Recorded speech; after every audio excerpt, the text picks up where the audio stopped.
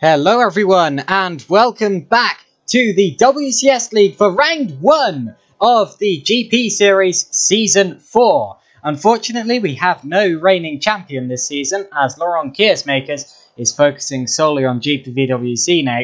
But still, we have 17 drivers on the grid today, making up a ferocious looking field. We're in qualifying at the minute for the first round at a very damp Istanbul circuit in Turkey. And this will be the first time that the GPVWC WCS League, not GPWC, sorry, the WCS League GP Series has ever raced using this car. It's an Indy Lights car used primarily in America, but today we are going to be using it for sim racing with the GPVWC. I've just noticed Peter Jones is at the top of the times so far, and he's just been demoted actually by Menno Klont. Menno Klont, going through turn 1, goes to the top with a 147.620 on his intermediate tyres. So Menno there going to the top with a quick lap in changeable conditions. It doesn't look like it's raining at the minute, which shows me that the times may come down as the session continues, which makes for a very interesting session. And that car going off there is not Peter Jones, it's his teammate. I'm not entirely sure what team he's racing. He's racing for actually, so I'll just take a quick second to check that. Apologies, it's the Sly Fox team. Apologies for the slight unprofessional broadcast there. But unfortunately, I'm still doing this using one monitor. Anyway, so that is Peter Jones in the Sly Fox car, who is in second at the minute. And it's beginning to rain. Look at that. The rain has started to come down. I'm just going to check who the other Sly Fox car is to familiarize ourselves with this year's grid. If I can find the other Sly Fox car, who will be around here somewhere. That is Peter Jones there. So his teammate will be Niels Vos. There we go, Niels Vos. Whoa, that's a spin. Anyway. So 17 drivers on the grid so far. We have less than 6.5 minutes remaining, and currently the order is Klont, Jones, Kiersmakers, Hoekstra, and then the other Hoekstra, it's Wopke from Ring, then Schroten, Stefano, Vasil, Vos, Stanford, Onwin, Hut, De Vries, De Tutis, and then the other Hut, it's Dan Hut from Roland Hut, and then Danny van der Neert. Now, as the rain has started to fall, that might well be the finished order, which would be an amazing result for Peter Jones on his debut in the GPWC, in the WCS League GP Series. Sorry, I've had 3 weeks off, so my brain is a bit fried. But it isn't, because to the top of the order now somehow goes Danny van der Neert. Van der Neert has gone to the top. He's gone back to the pits. Now he's emerging again. And he must have done that on his last possible attempt, because now the rain is falling, the track will be getting wetter again, and somehow Danny van der Neert has pulled out the top time. Menno Klont is still second from Peter Jones, then Laurent Kiersmakers and Wopke Hoekstra. Again, no reigning champion, no Laurent Kiersmakers. No, there is a Laurent Kiersmakers. No, Stefan Roll, that's the name. But Wopke Hoekstra, of course, won the first 2 championships.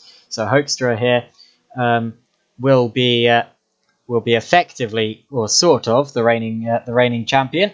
In fact, Wopke has just gone second in the order. Now let's ride on board with Gerrit de Vries as he takes us around a lap in the Indy Lights car. This is turn 1. And turn 2 is a long, flat-out right-hander. Well, flat-out in the dry. I don't know about in the wet, but as he climbs the hill, he will be approaching the blind brow and the difficult turn 3. I can imagine it gets very slippery there as all the water starts to run downhill into that dip and down this hill here. A double left-hander now before a straight, and then towards turn 7. Again, uphill, the water's coming towards you, into your face. Aquaplaning, easy to do. There's a bit of it, and he's going round. So Gerrit de Vries has a spin, and he goes back to the pits. Now, who is close to showing us where they left off. Wopke Hoekstra will do it. So Wopke here, I don't know if he's on a lap or not. Notice he's on a wetter compound of tyre than Sherritt just was, and he has a very big slip on the same big puddle. So Wopke just about gets away with that there, and now he's heading through the long turn 8, for a long time the longest corner in Formula 1. However, this track is no longer used for Grand Prix anymore, but it's one of the longest corners in motor racing there. And now as we head down towards turn 9, this is a chicane, taking a lot of curb. In the dry, that's a lot less worrying than it would be in the rain.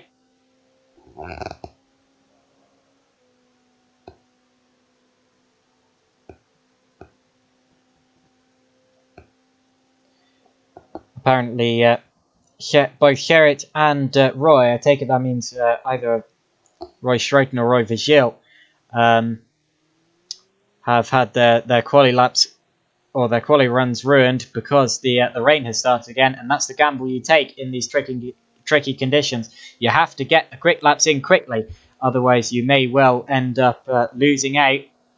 And there we've just seen a lap from Wopke Hoekstra there. Well, half a lap. The other half was from Gerrit de Vries before he spun. And that might well be the end of the quick laps in this qualifying session. I don't want to call the order too early, but it seems to me like the order is pretty much wrapped up at the minute. And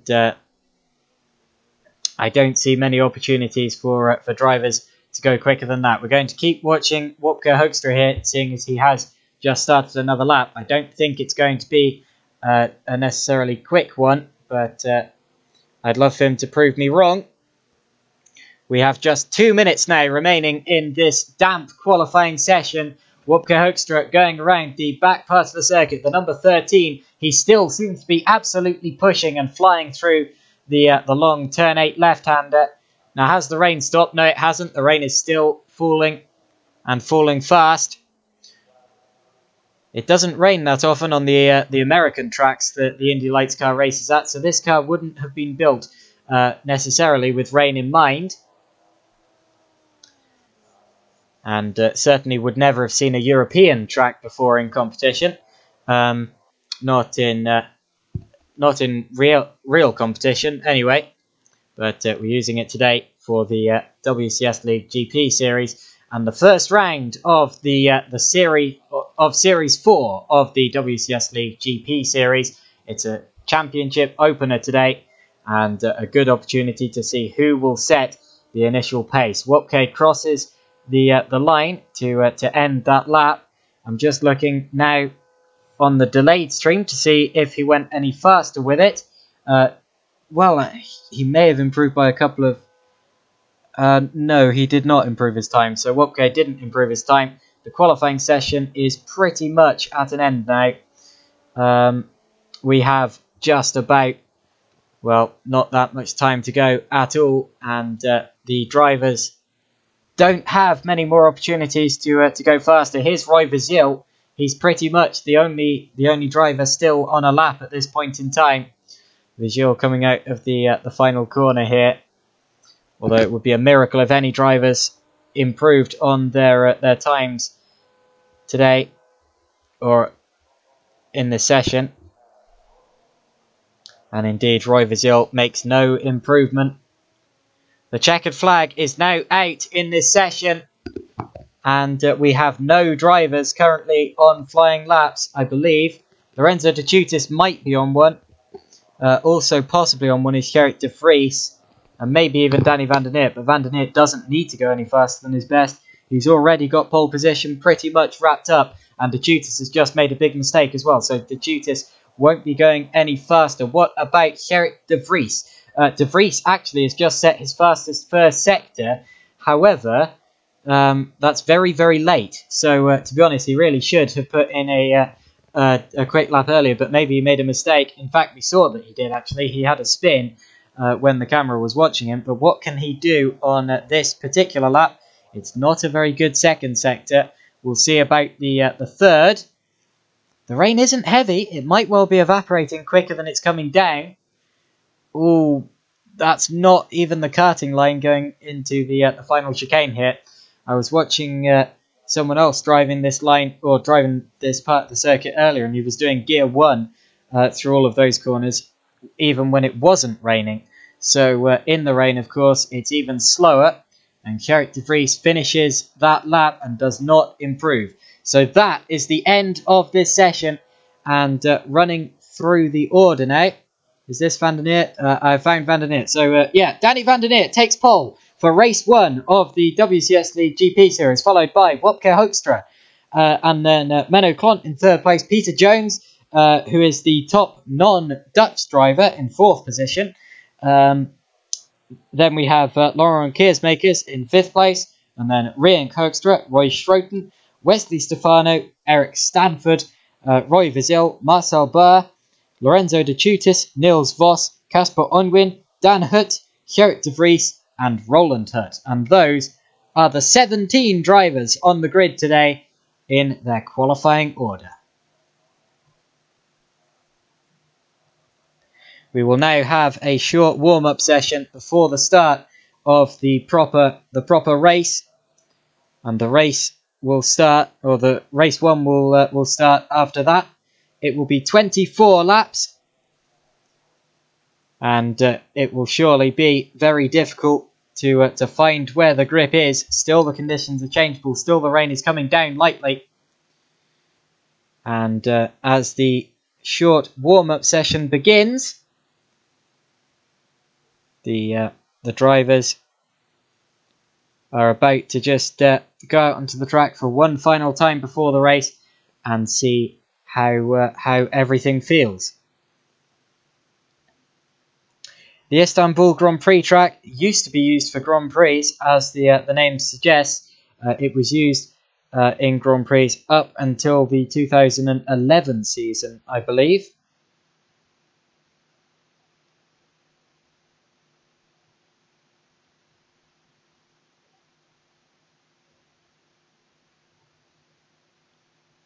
Its full name, of course, is the Intercity Istanbul Park. It was designed by Herman Tilke. It held many Formula 1 races. The lap record is set by Juan Pablo Montoya in a McLaren in 2005. Let's face it, we're not going to be challenging that today.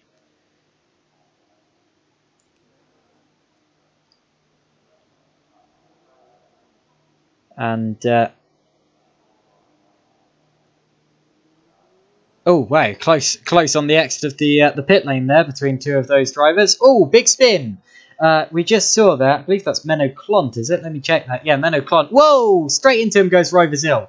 Now, they both did something silly there, because Menno there cut over the pit line and then spun, and Roy Vizil also cut over the pit line and then failed to brake before crashing straight into Gerrit's car. To be honest, that's a bit silly, because, oh, someone else spins off to the inside there, because Gerrit was very avoidable there. All he needed to do was steer. But anyway, I'm not going to judge that. It's them in the car and not me. Plus, this isn't a session where it really matters, because this is the official warm-up session. It doesn't affect the grid, and it doesn't affect the race either. There's a spin. Who were we watching there? That was Peter Jones having a spin. Goes off to the inside and now recovers. I have to apologise, but I have to use that HUD thing to check which driver I'm watching a lot of the time, especially this early in the series, seeing as we haven't seen them racing yet. It's going to take a little bit of time to get to know who's in what car. Oh, as Peter Jones has another big spin off turn 8 there. Needs to avoid doing that in the race. Of course, pace is nothing when you can't control the car. I was speaking to Peter just a few minutes ago, actually, and he said, "I have a lot of pace here in the wet. I've set a lap just 2 seconds behind Menno with a spin."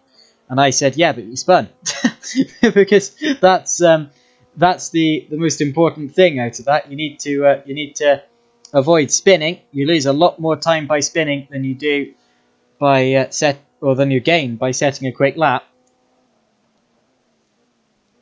And control is definitely something that the drivers are going to be struggling to find in this event, as the water on the track reduces traction significantly and makes it a very difficult beast to tame, especially a light and twitchy single-seater such as the Indy Lights WCSLeague GP car.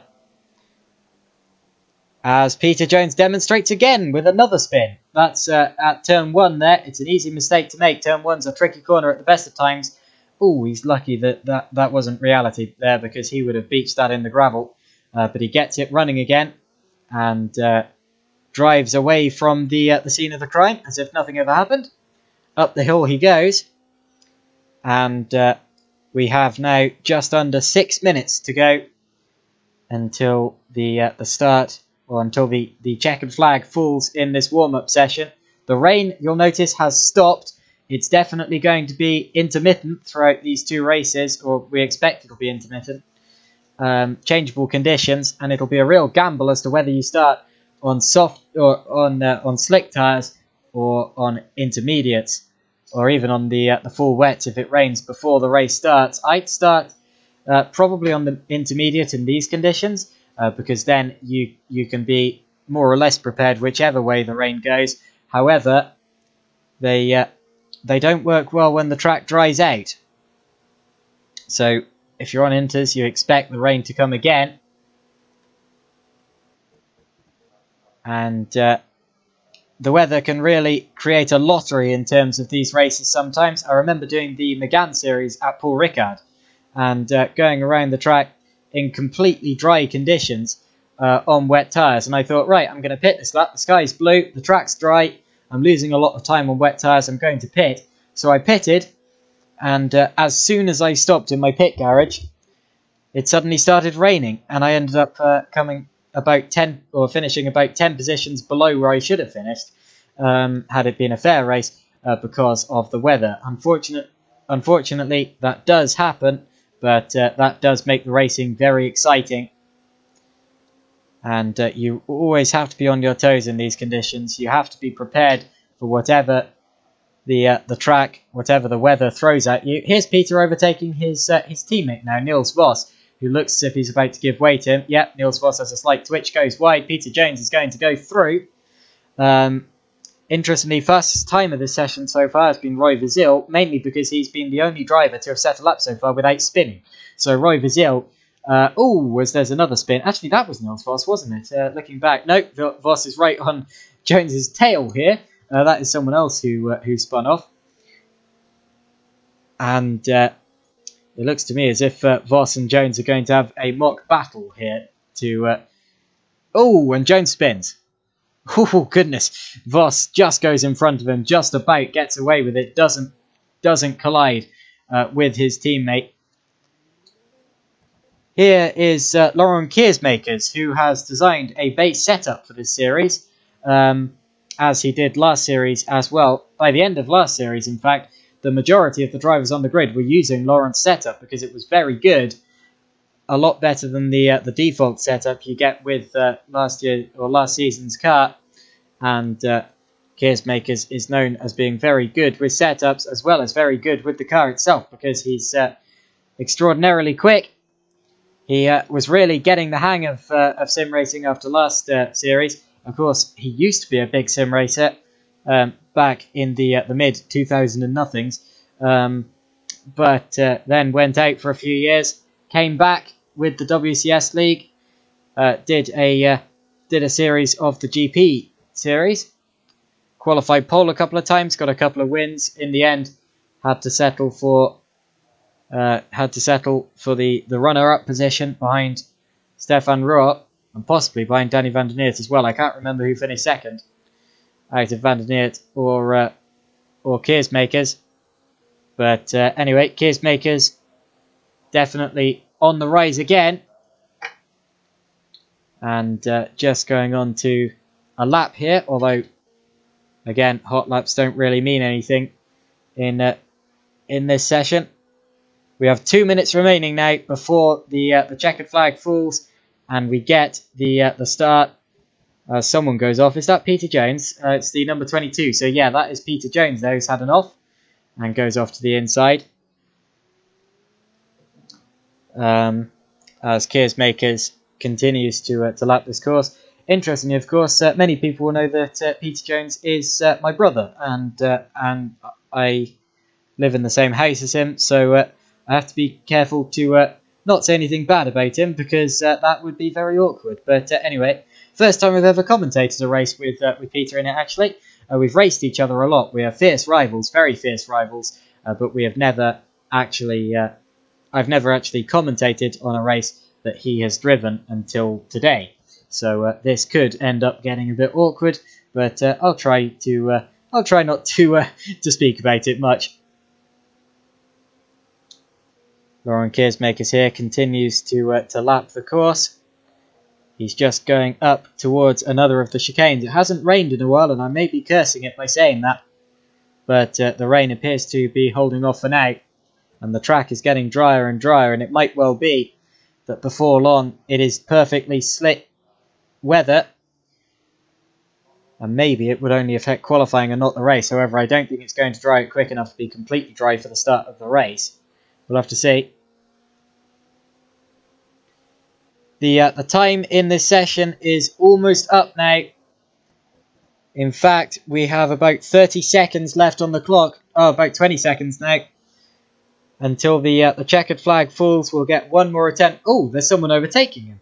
Kearsmakers has someone on his inside there going through. Is that Van der Neert? It's the number 7 car. Who was that? I'm going to scroll through the order here. Was that Niels Vos? No? Right, I'm looking for the number 7. Just trying to... Ah, it was Van der Neert. Right. Sorry, just trying to get myself used to who's who in this series. And Danny Van der Neert there making an overtake on Lauren Kearsmakers. And now going around the ferociously fast turn 8. About 4 apexes in that. I think it is 4 apexes.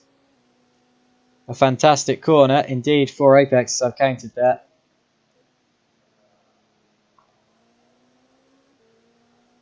And in the wet, I can't imagine it's much fun at all. But anyway.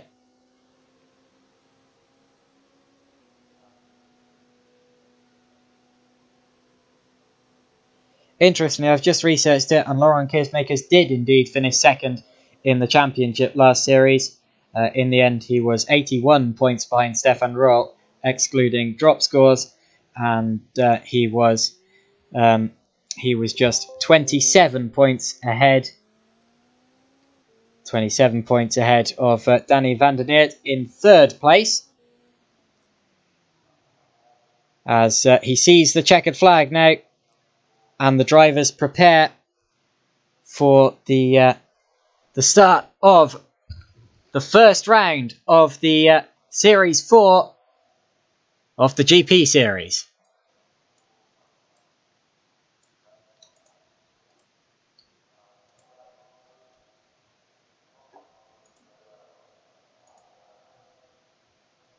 We'll be right back when the formation lap is about to begin.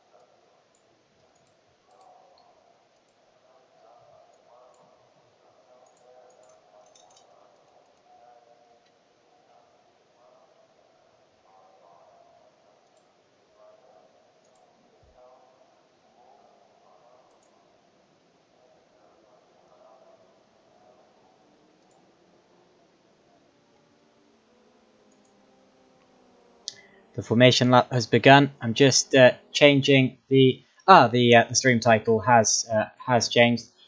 Never mind. Just going to change something in the description very quickly. And there we go. We're now ready to begin. I believe so. Anyway, yes, yeah, I believe we're about ready to begin this race. So we're on the formation lap. Let's run you through the grid. I'll go to the front of the order first. Here is the number 7. That is Danny van der Neert. He is on pole position for today's race, followed by Wopke Hoekstra in the CM Tech car. Then Menno Klont is 3rd place, followed by Peter Jones in the Sly Fox. Following him, Laurent Keersmakers, Rienk Hoekstra, Roy Schroten, Wesley Stefano, Eric Stanford, Roy Vizil, Marcel Barr, Lorenzo De Chutis, Niels Vos, Casper Onwin, Dan Hurt, Gerrit de Vries, and Roland Hurt brings up the field. Those are 17 drivers making their way round now to the start of the grid. A very fast formation lap. Obviously, Van der Neert not wanting to lose any heat from his tyres, and the cars are just approaching the 3rd sector now. We are very close to the start of this race.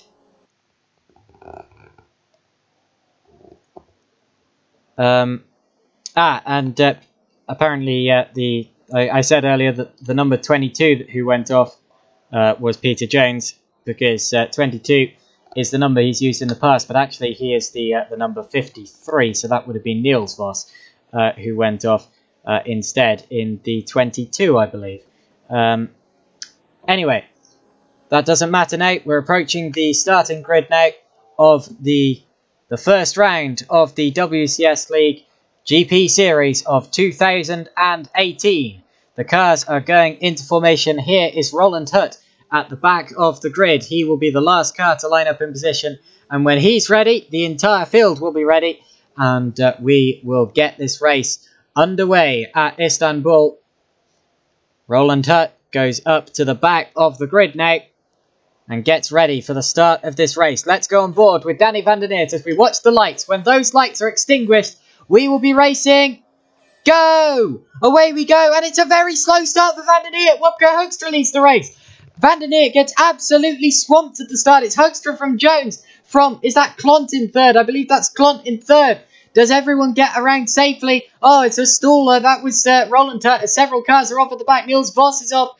As is Van der Neert. Van der Neert's been involved. Roland Hurt has been involved as well. And our pole sitter has gone from first to last in the space of a corner. That's dreadful for Danny van der Neert, as Wopke Hoekstra leads us around at the start of the race. It's him from Peter Jones. Then Menno Klont in 3rd place. Roy Schroten. And Rienk Hoekstra is in 5th position. Very high positions from these drivers at the start of the race. What a messed up grid. What a messed up start that is. And Van der Neert now is right at the back of the order. Hopefully he doesn't have damage. Hopefully no one else has any damage.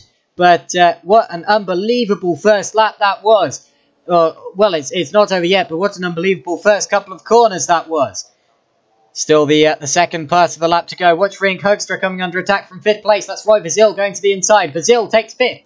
So Roy Vizil on the inside takes 5th position as we go into the chicane. That's a position that's changed. And Rienk Hoekstra now goes down to 6th. And as we head over the crest of the hill, it's starting to rain. So I believe everyone started this race on the intermediate tyre. If they didn't, they're in trouble, because now it has started to rain. Rienk Hoekstra is going back at 5th position in the background there, but he wasn't going to manage it as it was. And as the rain starts to come down again, the track will be getting more and more slippery. Now, what's the order like at the end of the first lap? It's Wopke Hoekstra leading us across the line, followed by Peter Jones, then Menno Klont. Roy Schroten is 4th, followed by Roy Vizil, Rienk Hoekstra. That is Lorenzo De Chutis, Wesley Stefano, Casper Onwin, and then Gerrit de Vries, Eric Stanford, Laurent Keersmakers, Roland Hurt, Dan Hurt, Niels Vos, Danny van der Neert, and Marcel Barr. That is the order at the end of this very first lap of the race. And what a hectic one it is. Let's go back now and watch what happened at the very start to see what on earth happened at the back of the order. It seems that Roland Hurt, or not Marcel Burr here would have had, yeah, he had a very slow getaway. In fact, he got spun off the start here. He got hit from behind. Now, who was that by? Oh, it's switched camera. The contact there happened further back. Apologies, it's going to take me a little while to find. Now, right, who did he get a nudge from? Is that Roland Hurt? It's Dan Hurt. So Dan Hurt there hitting the back of Marcel Burr off the start. Now, what happened to Danny van der Neert? He is going. He's got collected by Lauren Keersmakers. So first and second. Oh no, second and third from last year's championship got collected, and then the entire field went in behind them, or the entire field behind them, and Keersmakers and van der Neert came together. That's a pretty dreadful start there. But look at this fight for second. Peter Jones under attack from Menno Klont. Klont in third is looking racy. And does he get the... Well, there isn't going to be much of a slipstream in these conditions because you get a lot of spray as well. But is he going to get a chance down into turn 1 here? We're going on to lap 3 of this race. And Klont does not get a chance down into there. It's still Hoekstra leading from Jones, Klont, Schroten and Vizil. Those are the top 5 here. Although one thing I've noticed is that Rian Hoekstra has dropped down into 13th. So something happened there to Rian Hoekstra, and he's now down in 13th position.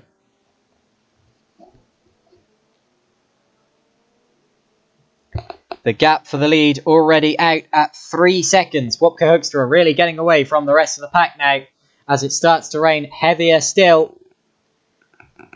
Jones and Klont, however, separated by just half a second as they cross the start-finish line on that lap. So Jones and Klont fighting for second. They're close. But no one else behind them until Roy Schroten over 2 seconds back. And then Roy Vizil a little way behind him as well. Klont appears to be dropping a little bit further back from Jones here, actually. So maybe Peter better in the full wet conditions. I believe my timing is registering that everyone is on the intermediate tyres, so I don't think it's that Klont is on slicks, although I'm going to run on board to check. No, Klont is not on slicks. In fact, look, they're exactly the same tyres that Jones is running on. Notice, I think there's a very different suspension setup between these two, because if I switch between them quickly, Klont's appears to be a lot stiffer. And that actually might be affecting him in the rain. You want a very soft setup for the rain. You want the car to be able to glide and you want to give it that extra breathing space, be a little bit more polite to it. So it might well be that Peter Jones' setup just suits these conditions better than Menno's does. And in fact, there's now over a second between them. Let's go back to Tutis. Let's go back to Stefano and De Vries. Oh, big spin. Who's that? That is Wesley Stefano has had a spin. He's in the gravel at turn 1. And as he rejoins, he'll have lost many places there. What position is he in now? He will be down in, is that 10th place? Yeah, he is in, I believe, 10th place now. Oh, no, in fact, it's as low as 12th. He's just come out behind Rian Hoekstra. So a very low position there for Wesley Stefano. Now, what on earth happened to him? I'm just rewinding to see. Wesley, it looks as if he just got wide and got over the white line on the outside, got over the slippery bit, and just aquaplaned around in a circle. And luckily he got avoided by anyone, but that's a big shame. Who's that moving slowly? Eric Stanford got a bad exit to the corner, and already Stanford gets past. In fact, he's going off. So, it's actually Eric Stanford in the 22, having a big spin there. It would have been Stanford that was going off earlier that I saw. Just looked like a Sly Fox car. Oh, Stefano's been off again. So, some off starting to happen as the conditions get slipperier. These drivers really need to be careful. Now, who's that going side by side? That's the Tutis going for 4th. The Tutis goes for 5th. For 4th, yes, he's already got past Vizil. Now he's gone for Klont. So, Peter Jones leads the race. There's contact. There's contact there between Klont and the Tutis as the Tutis spins. But look, Peter Jones is leading this race. Now, how's that happened? It looks as if Klont lost a couple of positions because he's now down in 4th place. Now, when did this happen? They're already side by side through turn 8 as I go very slowly back through the replays. Whoa! Who is... Yeah, that's... Okay, yeah, that's when... Okay, so Hoekstra had a spin. Hoekstra had a spin all by himself there. And Jones, did he hit him? Oh, gosh! Oh, wow! Very late avoidance. Let's have a look at that from on board Peter Jones, actually, because that was very hairy indeed. As Hoekstra rejoins right... Well, actually, there should have been room there. It's just Peter didn't quite know where he was going. Somehow got away with it. And Hoekstra has lost the lead, dropped down into 3rd position. What an amazing result this would be for the young teenager, Peter Jones. He's younger than me if he was to win this race. However, he's having to defend hard here from Roy Schroten in 2nd position. Roy Schroten coming through and right on the tail of Peter Jones. He's running slightly wide over the curb, though. Has to be careful of that. Oh, off in the background. That will be Roy Vizil in 3rd place. And also off is the 5th place car of Menno Klont. So drivers going, oh, very sideways and spins. Wesley Stefano having a spin across the outside of turn 8. Bounces over the grass. Both Keersmakers and Van der Neert avoid him. It was close, though. And, and 2 more drivers off. That's Stanford and Roland Hutt at the back. No, Dan Hutt. Oh, and they collide again as they try to get going. So Stanford and Roland Hutt have been off. Now, how has this happened? This has just been... Actually, I believe it's 2 separate incidents. Oh, is that... Okay, well, there's Stanford. He's already had an off on the exit of turn 6. Had a twitch on the way and run over the curb. And then lost it under power. And then as he got going again, Dan Hutt's gone past. He's going to have a spin all by himself. Here he goes. Round he goes. There we go. Spins to the outside. And, yeah, also round by himself goes Eric Stanford. So problems nearer the back. Oh, someone else is off. It's Dan Hutt again. Dan Hutt having a spin in the wet conditions. He's just going to overcook it and get on the power too soon. Round he goes. But still at front of the order. Where has... Oh, Peter Jones lost the lead. Roy Schroten leads this race. Roy Schroten leads the race. Peter Jones is down to 2nd. Now, how has that happened? They've swapped places. They actually swapped places before the end of last lap. Here is where it happened. Schroten looks as if he's going to... This is a replay, by the way. It looks as if he's going to go to the... Well, which side did he go to? It's down into the final sector. He goes to the outside. Jones overcooks it, trying to defend. Gets onto the wet patch and through into the lead goes Roy Schroten. That's a good overtake. Let's have a look at how Schroten did it from on board him. This is camera view as Jones has to defend. Brakes too late. Goes wide. Roy Schroten gets the switchback and gets the lead. Schroten leads from Jones. Then it's Hoekstra in 3rd, who gets past Roy Vizil. Now, those two have swapped. Vizil was ahead of Hoekstra until a few minutes ago. Now, did Vizil have a failed attempt at getting past Jones? No, maybe. No, he just went off at turn 8. Look at this. He gets over the curb. It's wet out there. He runs wide over another curb. Has a big slide and through into 3rd goes Wopke Hoekstra. This is what that would have looked like on board from Roy Vizil. I bet it was a bit of a big swap as well. Over the curb, he will have been thinking, oh, poop at this point. Oh, goodness. Yeah, he did do well to save that. But unfortunately for him, he lost 3rd position. So it's Hoekstra in 3rd now from Vizil. And then it's Klont and De Chutis. Van der Neert is in 7th place. Then it's De Vries. Then Keersmakers is in the pits. So one of our earliest mandatory pit stops is taking place now. And it's Laurent Keersmakers. As off again go Eric Stanford and Casper Onwin at the back. And is that... Yeah, in fact, 3 to 2nd now has gone Wopke Hoekstra. Hoekstra has passed Jones. He's going around the outside. There's contact for 2nd. Jones is going round. Jones went around and up into 3rd place. Went Roy Vizil and off in the background as well goes Menno Klont. It's absolute carnage down at turn 7. Jones on the inside still struggling for grip. Drops many places. Where's he ended up? I think he's about 5th place. Yeah, so he drops from 2nd to 5th and he's going off again. Jones off again. Through goes Lorenzo De Chutis. Now let's go back and see how all of this happened. This manic. It was that Wopke Hoekstra attempted to get through on the inside, and it looks like it's working at this stage. And then as we head towards turn 7, it looks as if Jones is going to leave his braking too late and go into the side of Hoekstra. That's all on Jones there. His car swaps around. As off on the outside goes Vasil to avoid him, as does Klont. Klont holds it though and goes through into 4th place. Vasil gets 3rd. So that's the order now. Tutis is 5th. Jones is down to 6th. And in the lead of this race is Roy Schroten. So Schroten leading from Hoekstra, Vasil, Klont and De Tutis after all of that mayhem. And somehow every driver in this race, I believe, actually I think we may have had some retirements at the back. I'm going back to have a look as we have more actually before I go there, we have more mandatory pit stops as in has come. Is that Roy Vasil? No. Was it? No, Vasil is still out there as I try to swap through the order. Niels Voss, meanwhile, is out of this race, so the second Slyfox car is out.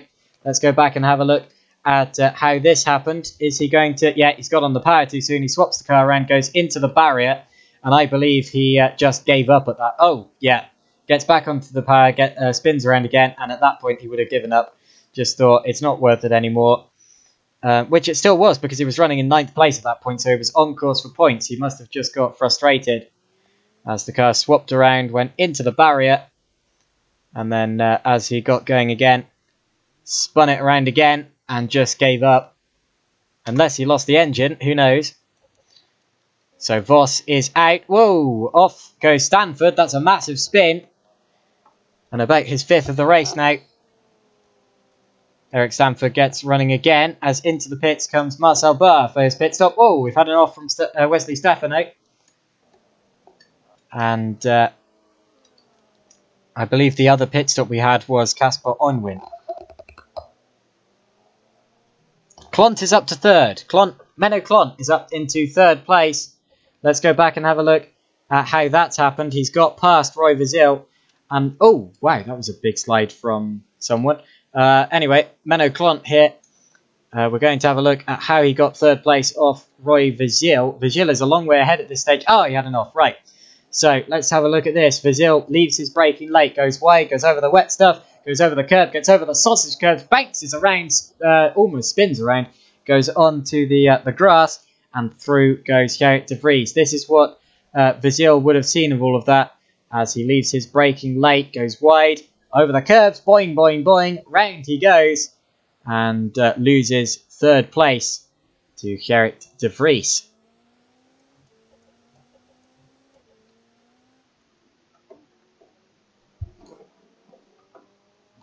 So that's one of the major position swaps of this race so far. But I tell you what, there have been so many, it's very difficult to work out or to actually keep a track of the story of this race. I'm sure we're going to finish this race and someone's going to say something that I've completely forgotten. And I believe we've had a few more retirements. Indeed, we've lost Eric Stanford and Casper Onwin. Let's have a look at each of those. And if there was a specific reason for their retirement. With Eric Stanford, it's another spin. And has he lost the engine from that? Well, he's swapped end. Oh, did he touch the curb? No, it looks as if he's just swapped ends on the wet patch. He's gone off. And he's tried to keep the engine running, actually. Has that conked it? I don't know. It may have done. With Casper Onwin, it was a spin with him as well. Oh, it was a big crash, in fact. He's lost it, and he's gone into another car. Now, who was that? It was Dan Hurt. So Hurt had a spin, and that was very unlucky placement, as Onwin just spun straight into him. They often say if you can have an accident in one place, then someone else can also have an accident in the same spot. Let's have a look at them individually. So Dan Hurt had a swap and went over the runoff area, and as he was rejoining, just put the power down too quickly, spun the car around, went into the barrier. Now he's going to struggle to get going again as he waits for the whole field to go through, tries to reverse down the track. That's very weird. And then as he prepares to get going, struggles to find first gear. Oh, and straight into him goes Casper Onwin. That was very unlucky, a very unlucky incident. Bang!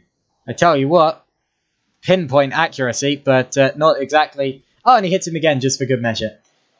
Not exactly the kind of pinpoint accuracy you want as a driver. And now Dan Hurt is going to have to make a pit stop. Off goes the leader, Roy Schroten. Roy Schroten has a big spin. Who's second? It's Wopke Hoekstra. Does Hoekstra go through or does Schroten? He bounces over the grass. He's going to spin again. Schroten's on the grass. Now where? Where is Wopke? He's also off. Second place is off. He gets back on though. And still in the lead is Roy Schroten. He had a big enough margin. But what a dramatic spin from Roy Schroten, almost losing the lead of the race. Let's have a look at that from on board. What a dramatic spin that was. And somehow he's kept it going in the lead of the race. Just swapped ends. That shows how tricky it is out there. Even the best can get it wrong. And behind him as well, Hoekstra almost did exactly the same thing. Ran wide to avoid spinning and didn't end up claiming the lead of the race. What a dramatic spin. Or what a dramatic couple of corners that was, as Hoekstra now makes his mandatory pit stop. And also in has come Roy Schroten, and he very nearly lost it under brakes. Wow, what a dramatic lap. Schroten is in, Hoekstra is in, also in is Menno Klont. And Roy Vigil will take the lead of this race. He has not stopped yet though. Roy Vigil leads. Through in second is going to go Lorenzo De Chutis. As out of the pits. Oh, side by side. Is that Peter Jones and someone? That was Peter Jones lapping someone, yes. And in fact, Jones is going to come out pretty much side by side with Schroten. Schroten comes out slightly behind. These two make contact. Oh, Jones is off. Jones is off on the outside. That was a weird one. That is Jones, isn't it? Yeah, it is. Just ahead of them as well, Danny van der Neert, who also hasn't stopped yet. Now, did Jones make a mandatory pit stop? I don't think he did, so he's lost a lot of places. Actually dropped behind Danny van der Neert for good now. I'm not sure whether Jones has pitted or not. I don't think he has. No, he can't have done. So he's going to lose even more positions here. I hope he remembers. Oh, van der Neert spun into the wall. Gets going again. Someone else is spinning. Is that Wesley Stefano? That's Gerrit de Vries. So De Vries and van der Neert both go around at that corner. Oh, and Lorenzo De Chutis also had a spin. So De Chutis here, going around from second on the road, although overall slightly further back, has a spin. Van der Neert behind him has a sympathy spin, very similar weight, just spun to the inside rather than the outside, hits the wall. And then behind him, here's Gerrit de Vries also going around, pirouetting, and then rejoining the road. To be honest, at this rate, anyone could win and anyone could finish in any position because there is such drama as Dan Hurt makes a pit stop. Is that his second pit stop? Oh, he's got damaged suspension. As into the pits now comes Roy Vigil. So Vigil pits. Also pitting is Peter Jones. Oh, he's hit the wall. He's hit the wall. Now that's going to severely lengthen his pit stop. That's a rookie mistake. Peter Jones leaves his braking too late and goes into the barrier in the pit lane. That was just a lack of grip and a lack of experience. He's now going to have to wait even longer in the pits to rejoin. As out of the pits now comes Roy Vigil. Excuse me, I have to do that because I accidentally clicked the wrong button. There we go. And after those technical difficulties, we are now back to real time. It's Schroten leading from De Chutis, Hoekstra, so the two CM Tech cars right together there, although De Chutis yet to pit. Then it's Klont, Vigil, and Keersmakers.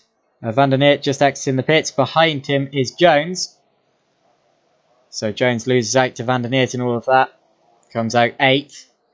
Then it's De Vries, who is in the pits now, just getting passed by his teammate, Wesley Stefano, who is 9th. De Vries is 10th. Then it's Rian Hoekstra, Roland Hurt, Marcel Burr, Dan Hurt, and then 3 retirements. So that's the order at this stage in the race. Hoekstra and De Chutis have just swapped places, so De Chutis giving way to his teammate, knowing they're not on the same strategy, and now also being passed by Menno Klont on the inside. Klont goes through to 3rd overall. De Chutis still yet to stop. Looks to me by his pace at the minute like he should have stopped earlier. Or is he? But is he going to come back at Klont here? He might well do before his pit stop. Why wouldn't he? Here he goes to the outside, and this won't be a position affected overall because because De Tutis is still yet to stop. He has to concede there to Clont. And now De Tutis will surely pit on this lap. In he goes. De Tutis pits. Does he keep out of the wall? Yes, he does. Lorenzo De Tutis pits, and that means that the order is now pretty much as it will be for the rest of this event. Well, no, not for the rest of this event, but it's now how it is effectively rather than just on track. Just scrolling through the field now to see who is close to another car. They're a little bit spread out at the minute. I want to see where De Tutis rejoins. He's dropping back through the pack. That there is Laurent Keersmakers going past. So he'll be down now in 6th position. Just exiting pits, gets out ahead of Van der Neert. So De Tutis will be 6th. And that means the order is Schroten, Hoekstra, Clont, Vizil, Keersmakers, De Tutis, Van der Neert, Jones, Stefano, De Vries, Hoekstra, Hutt, Burr and Hutt. And those are the 14 drivers still in this race, the 17 driver race. 17 started, 14 still running now. As De Tutis touches the white line there down the straight. So far, the fastest lap in this race seems to be held by Wopke Hoekstra. So Hoekstra, the driver, on a charge. However, he still has a 5-second gap to Roy Schroten in the lead, and not many laps left to approach. Just saw one of the Hutts getting out of the way for these drivers at the front. So a lot of ground to make up. And, well, still we've got about half the race to go. We're on lap 14 now out of 24, so 10 laps still to go out of 24. So just under halfway to go.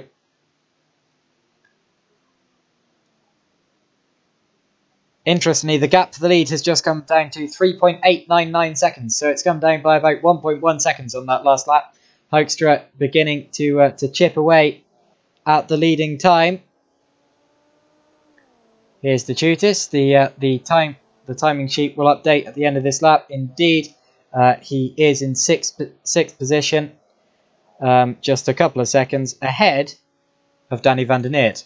Let's go up to the front of the order and let's watch Roy Schroten, who is leading this race at the minute, as he rounds this course on lap 14 of the race.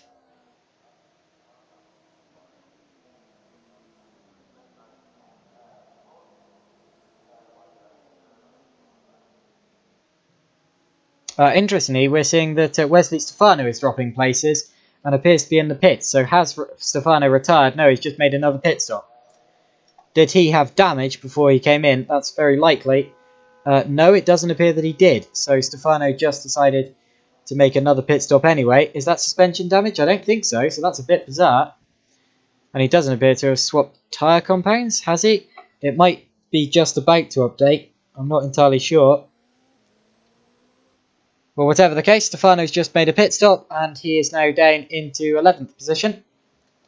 Remember, though, that points go down into 15th place. So that means that everyone who finishes this race now will score points no matter where they finish. The gap for the lead, 2.7 seconds. Hoekstra takes another second out of it on that lap. Hoekstra absolutely charging. You can see him now behind Roy Schroten. Wopke Hoekstra really bringing the gap down and really starting to push here for the lead of this race.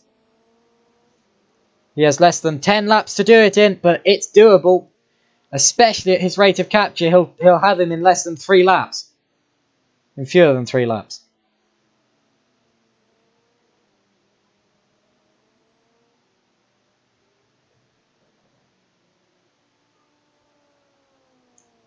Through the long left-hand turn 8 goes Hoekstra.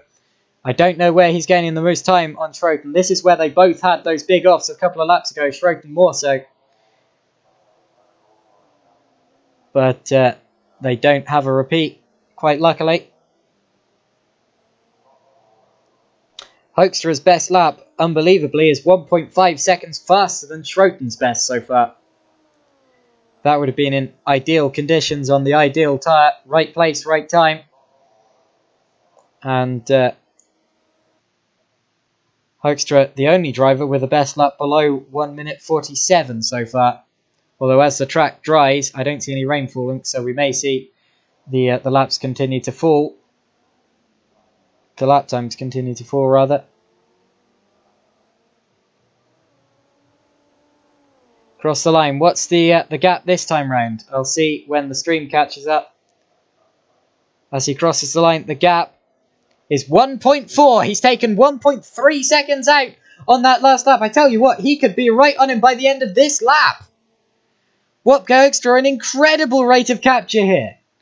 Absolutely hounding Roy Schroten. Surely there's nothing Schroten can do about this if Hoekstra doesn't make a mistake here. Wopke Hoekstra. Oh, Schroten's made a mistake. He had a slight twitch. Hoekstra's going to have him. Hoekstra's going to have him on the exit here. They're going to go side by side down towards turn 7. Watch this. Hoekstra goes to the outside as they go towards turn 7. Has Schroten left his braking too late? No, not there. Schroten keeps the lead for now. Schroten keeps the lead as we head up towards turn 8. The long left-hander under the Bridgestone board. Schroten taking a slightly different line to Hoekstra as we see one of the huts off the road there.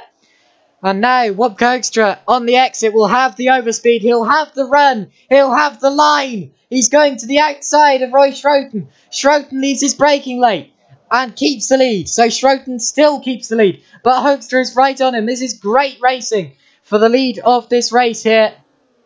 Wopke Hoekstra right behind Roy Vasil as we head down the straight. He's going to the right-hand side. That will be the outside for the next corner. And he goes through. Wopke Hoekstra takes the lead of this race. Roy Schroten can't do anything about it. And it's Hoekstra leading now from Schroten. Fantastic driving from Wopke to catch and pass Roy Schroten. Unbelievable battling on that last lap. Let's go back and have a look at it. Schroten made a mistake coming out of turn 6.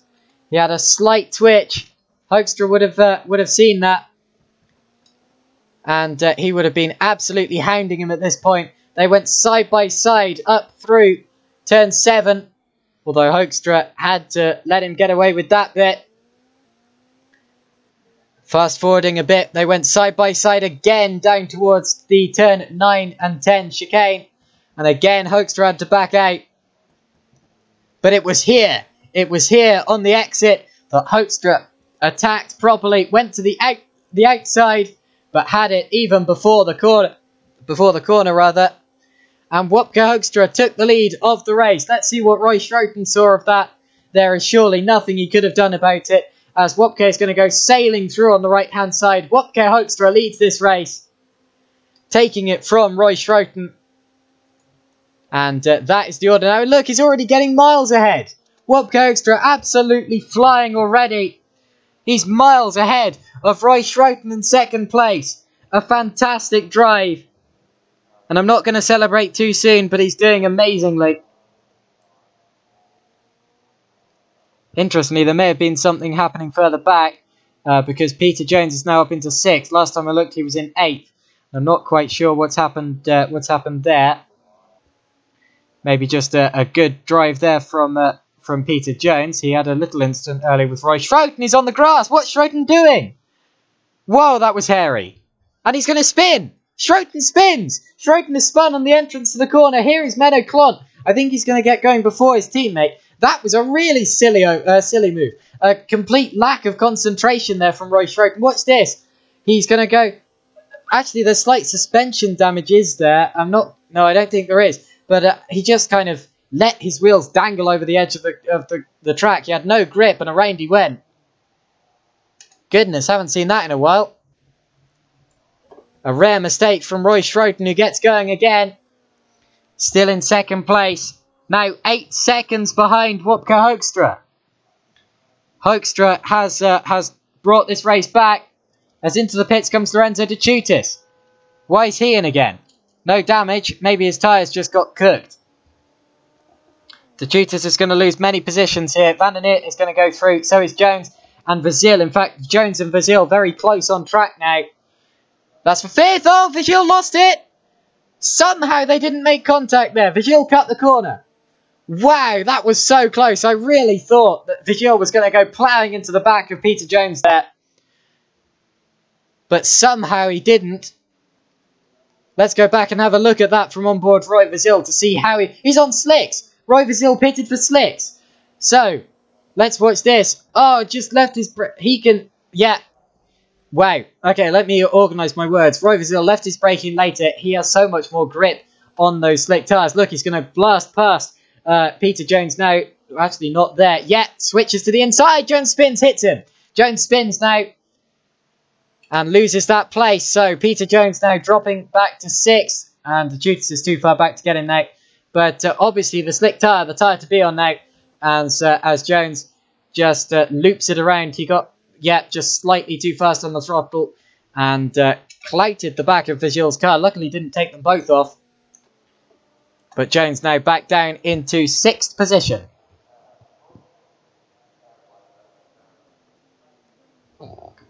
What a race this has been so far. Highly unpredictable. Many changes of position. And several leaders as well. Let me look through the order. We've had Hoekstra leading. We've had Schroten leading. Klont. We've had Van der Neert very briefly, right as the lights went out. We've had Jones leading. And I believe that that's it. So we've had 5 different leaders in this particular race. But it looks as if it's going to be Wopke Hoekstra who brings it home in front. He's 9.6 seconds behind ahead of Roy Schroten. Almost 10 seconds now. He's building the gap out still by over 1.5 seconds a lap. Wopke Hoekstra very clearly the fastest driver on track at the minute. Now who is on slick tyres? So far we've seen that definitely Roy Vasil is on slicks, as is Lorenzo De Chutis. That's why he pitted. And that's why Keersmaker's pitted earlier. De Vries, Stefano, they're both on slick tyres, as is Hutt. That's Roland Hutt. So it seems that some drivers just decided to take a risk and go onto the slick tyres.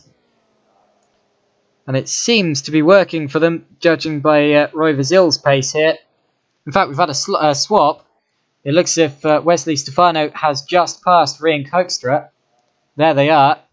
So Stefano has passed Hoekstra on that last lap. Hoekstra, one of the drivers, still on intermediates. Wesley on slicks. And flying at the minute.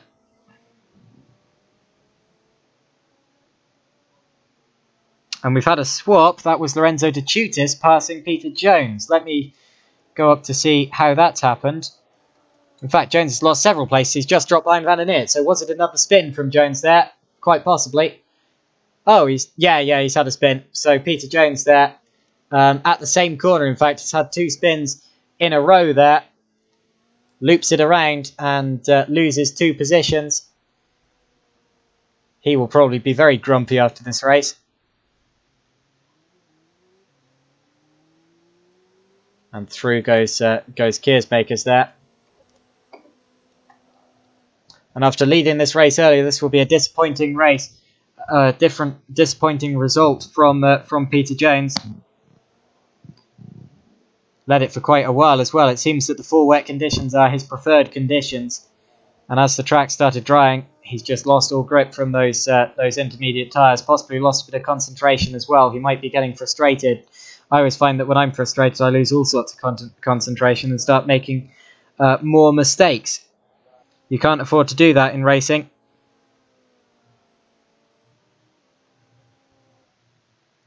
But that might well be what's happened here. Just looking at the gaps further down the order, it seems Stefano has got a long way ahead of Rienk Hoekstra. And, just saw a big lockup from Peter Jones. Saw that very late because I was looking at the delayed stream. We're on lap 20 out of 24 in this race at the minute. Here is Wopke Hoekstra, still pushing, still flying. Over 10 seconds now ahead of Roy Schroten.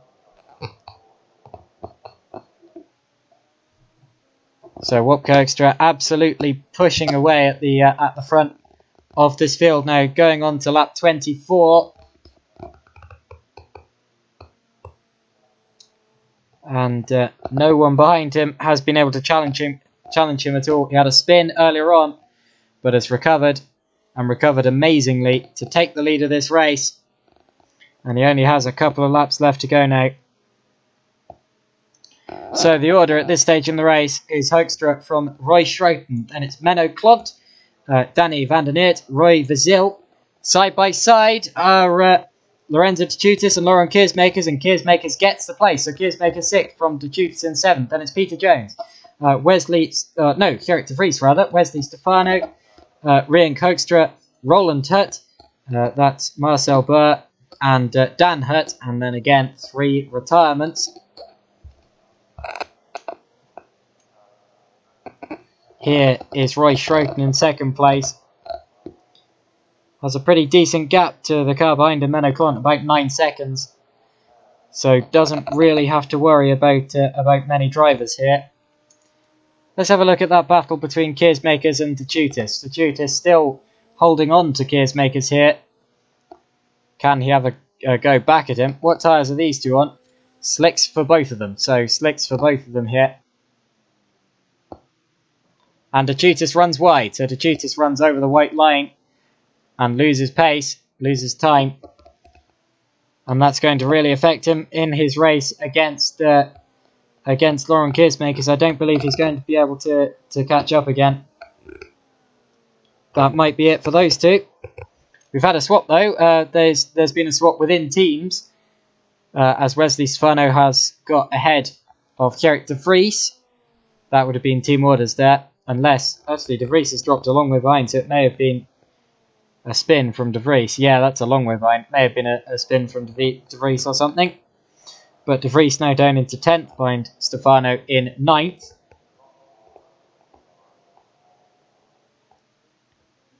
Oh, there was something knocked down by the side of the road there. I'm just going to go through all the cars and check that none of them have any. Oh, there is damage, and that is that Dan Hutt? Yeah, that's Dan Hutt. And he already had damage. He's gone too fast back to the pits without a rear wing. Now, how's this happened? Oh, this looks very silly, I'm afraid. Okay. Oh, yeah. Hutt has been going along, causing a trail of carnage wherever he's been. He's been going too fast without a rear wing. He really should retire from this race. He's had a swap going into turn 8. There we go. And he's gone backwards into the crash barrier on the exit. And from then on, he was just a driving hazard. He's got damaged rear suspension as well. He really shouldn't be driving that car at this stage. As you can see, he's already taken down a Vodafone advertising board there and dragged it across the track. Can you imagine if there had been another car coming along at that point? Then he's had another spin. He stopped on track. He's got going again, and he's had another spin later on, I believe. And there it is. There is a car behind him now. That's a dangerous snap. And I tell you what, I don't see why he's still running in this race. Gets going again. Hopefully he didn't cause any more accidents. Yes, he did. Yes, he did. I tell you what, that's atrocious, and he needs to be careful of that in the future. He's going to go backwards into that barrier. Doesn't eliminate him from the race. He's going to get it going again, in fact. And he's hit the wall reversing. This is in fast forward, by the way.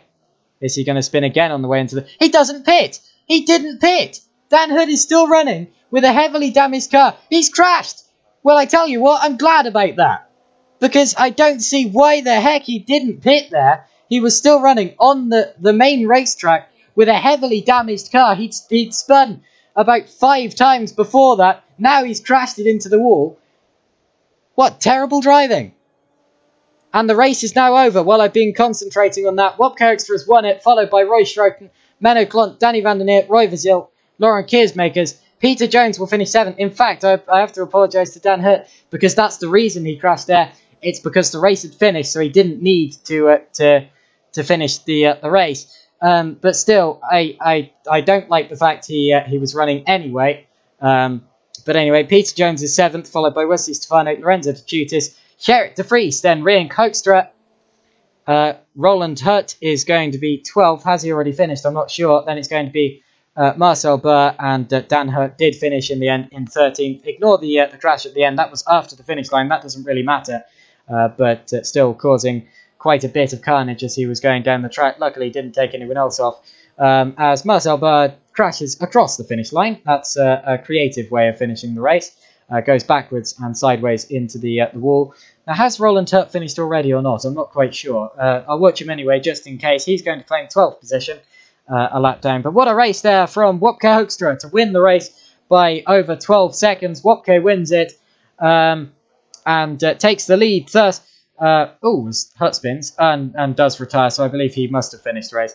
Wopke Hoekstra has won race 1 of the championship, followed by Roy Schroten, Menno Klont, Danny van der Neer, Roy Vizil, Lauren Keersmakers, Peter Jones, Wesley Stefanik, Lorenzo De Chutis, Erik de Vries, Rian Hoekstra, Roland Hurt, Marcel Burr, and Dan Hurt. Then it's Casper Unwin, Eric Stanford, and Niels Voss. The last 3 drivers I mentioned did not finish the race. Now we're about to go into race 2. We'll have a short warm-up session before it starts, and then we will head to race 2 of this event, the first round of the WCSLeague GP series, and then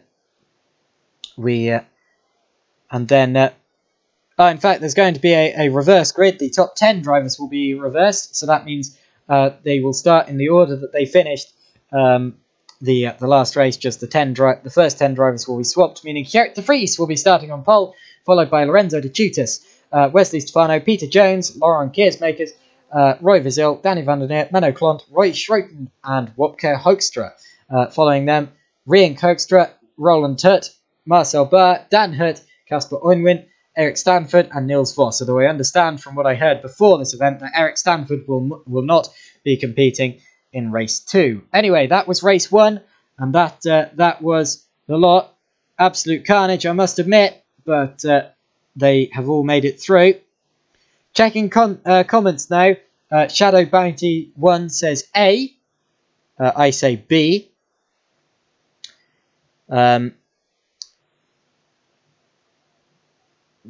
And a fair bit of criticism about track limits going on in the YouTube comments as well. To be honest, there were a couple of people going wide at turn 8, especially quite a few times, and there were many spins and quite a fair bit of carnage. It was a bit of a messy race, I must admit, but a very exciting one nonetheless. Very unpredictable. And to be honest, I'm looking forward to the rest of this season. So, what a way to start this championship. And let us now go into the warm-up session to start round 2, or race 2 rather.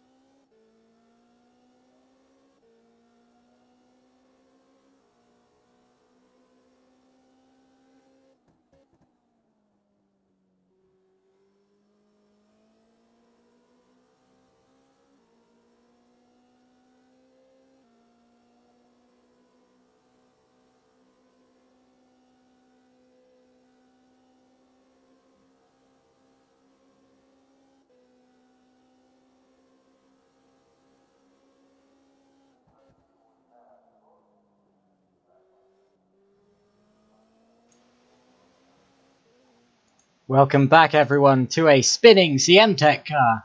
And, well, judging by the number that just came off the rear wing, that must have been Wopke Hoekstra there. But anyway, we are back here at the Istanbul circuit for race 2 of the season 4 of the WCSLeague GP series.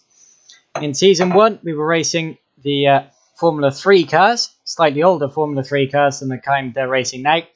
In season 2, we raced GP3 cars, the very popular GP3 cars. I believe Wopke Hoekstra won both of those series. And then for season 3, we raced the less popular Auto GP car. A lot of the drivers found that one quite difficult to control, and a lot of them, I'm sure, will be very happy to have switched to this brand new Indy Lights car. I was speaking to Peter earlier and he said he liked it, and I'm sure the other drivers will like it as well. So we'll see. I can't wait for the interviews after these races, of course, because then I'll be able to find out exactly how the car felt to drive. We can speculate because we can watch them driving, but it's hard to see from an outside perspective quite how they feel to drive. And I must say, I've never driven an Indy Lights car on a circuit. I've driven them on an oval, but anyway. Gerrit de Vries wants some engine sounds. Yeah, I'll definitely turn up the engines. I always keep them slightly lower so I can hear myself think, but I think yeah, you can have some engine sounds today.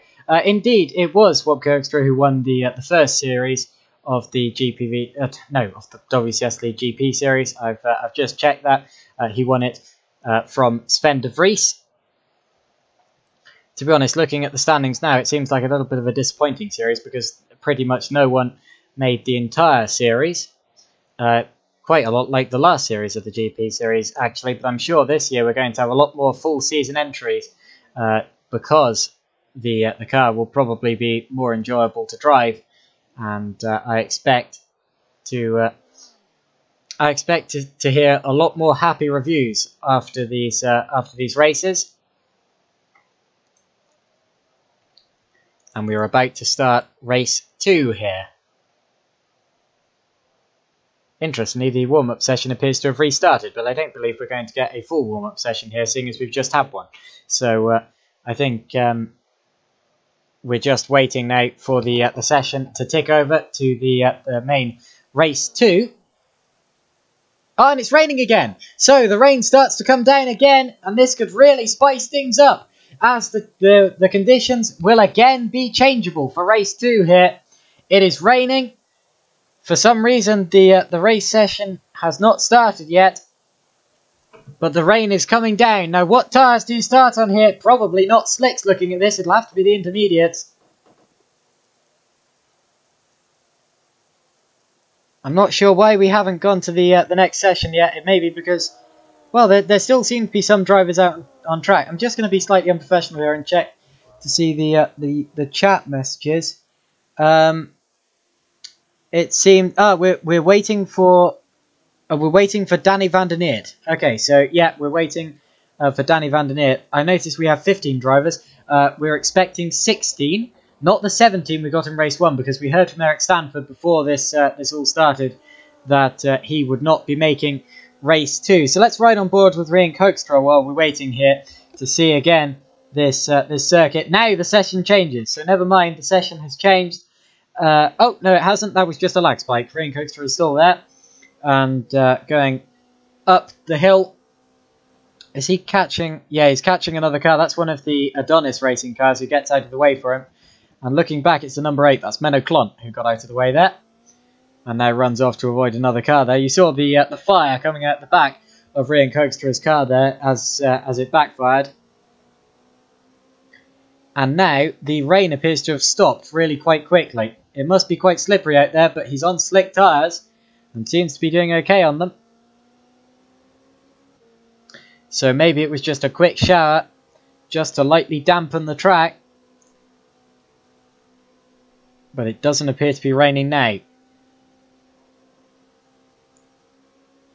Now, where is Danny van der Neer? We're all waiting for him. He's the last driver we need before we can start race 2 here. Maybe having some quick technical issues. Oh, was onto the grass goes Ryan Kogstra there.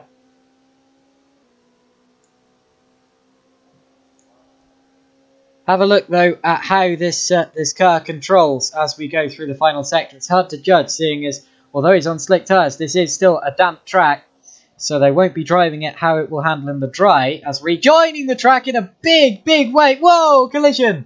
That was Peter Jones there, bouncing back onto the track right into the path of Ryan Koegstra's car. Let's have a look at that. Where? Oh, as Gears makes us had a spin, or was it Niels Voss? Ah, yeah, it was Niels Voss. So. As Voss rejoined the track. That was very silly. Rejoins the track. Bounces up in the air. There he goes over the grass. And then Ryan Koegstra just swipes him from behind. To be honest, that's almost funny. I don't know why that's funny. It just the way it looked. As Niels Voss continues on his merry way.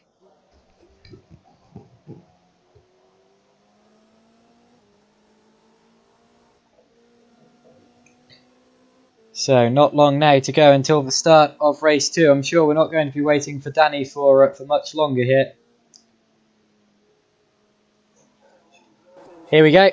The race is about to start. Might give you some more engine sounds if you're lucky. There we go. Just checking the sound levels. I think that should be okay. If it's too loud, make sure to notify me in the comments. If you can't hear me when the engines start, make sure you tell me. Bit of banter going on in the chat at the minute. Maybe Danny's in the medical centre, or maybe he didn't repair his car in time. Who knows? Got fired. No parts. Why did I read that as no pants? I hope he's got pants. And he's still not here. So we've now started another warm-up session. And still we have no Danny van der Neer. So maybe we'll be starting the race without him here. I don't know. And I hope not. But maybe. Yeah, here we go. We're going to the grid. Van der Neer is still not with us. And it looks as if we're just going to have to leave him behind. So, onto the grid go the pack of cars. Let's take you through who they all are. So, pole position here will be going to Gerrit de Vries in the Holland Racing Team car. Then it's Lorenzo de Chutis, Wesley Stefano, then Peter Jones starting 4th again. Lauren Keersmakers, Roy Vizil, Menno Klont, Roy Schroten, Wopke Hoekstra, who won race 1, is 9th, seeing as we've lost Danny van der Neer. We then have Ryan Koegstra, Roland Hutt, Marcel Burr, Dan Hutt, Casper Onwin, and Niels Voss. 15 drivers preparing to start the formation lap here.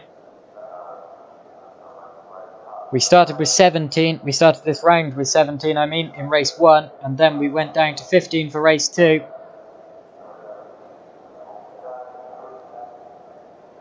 It is a shame that we're starting without van der Neer because he's a quick driver. He qualified pole for race 1, of course.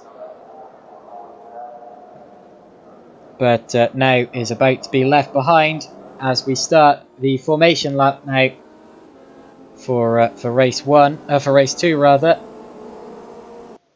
Away they go, the drivers, all 15 of them, away on their formation lap, heading around this Istanbul intercity circuit. Only one driver I see here on the intermediate tyre. Let me just check that going on board. I believe it's just Roy Schroten. Let's go down through the field. Roy Schroten is on the intermediate tyre. So, taking a real gamble, Schroten is here. He will need there to be rain, and if there isn't rain, he will have to pit very quickly. And it may turn out to be a very bad call. However, if it rains and everyone else needs to pit, and he doesn't, it might be a very good call. And he might well go on to take full advantage of that. But at the minute, starting on the intermediate tyre.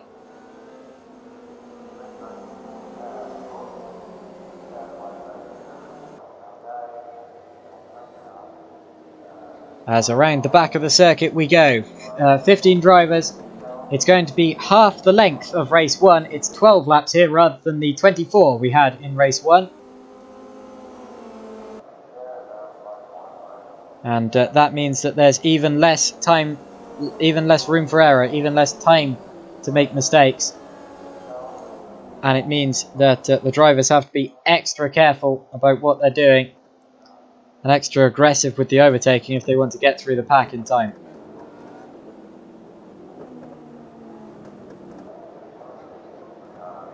So let's ride on board now with Wesley Stefano as he goes to, or Gerrit de Vries rather, as he goes to start the race from first position. He puts his car in the grid box. An interesting thing though is that he's on the wetter side of the grid. So maybe the advantage here, and the real pole position, is with Lorenzo De Giutis in second.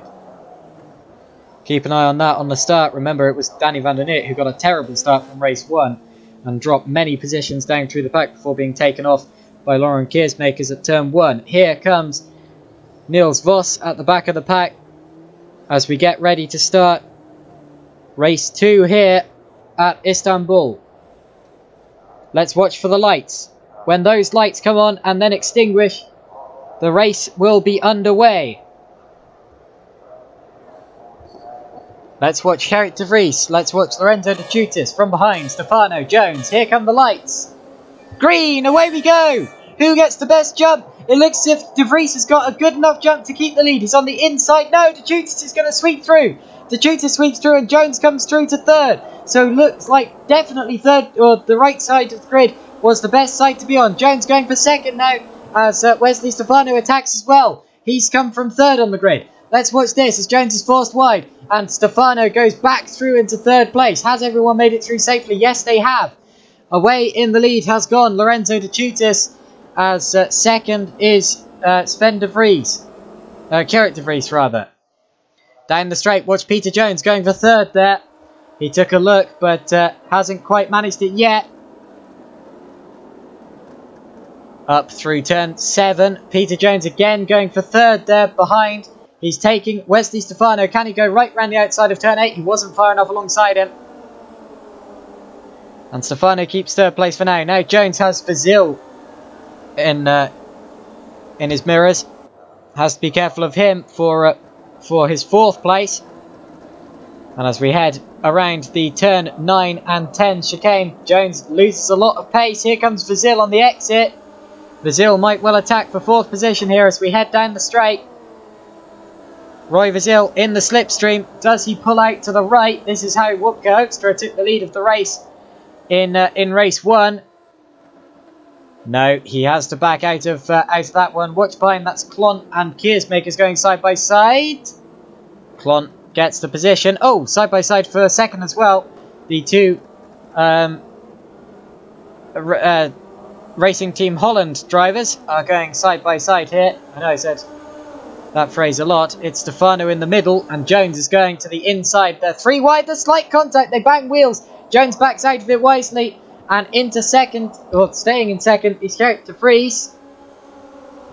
Vasil attacking too. This is Vasil for fourth. And look at De Giutis getting away in front. The Racing Team Holland guys are still fighting for second place. Jones locks up. Jones loses the place to Vasil and to Hoekstra.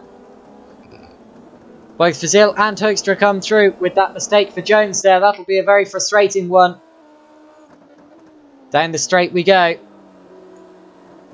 Turn 7. Quicker line there from Wesley Stefano, it seems, behind his teammate. Now, do they swap places, or do they treat it as if they're leading this race, and do they allow...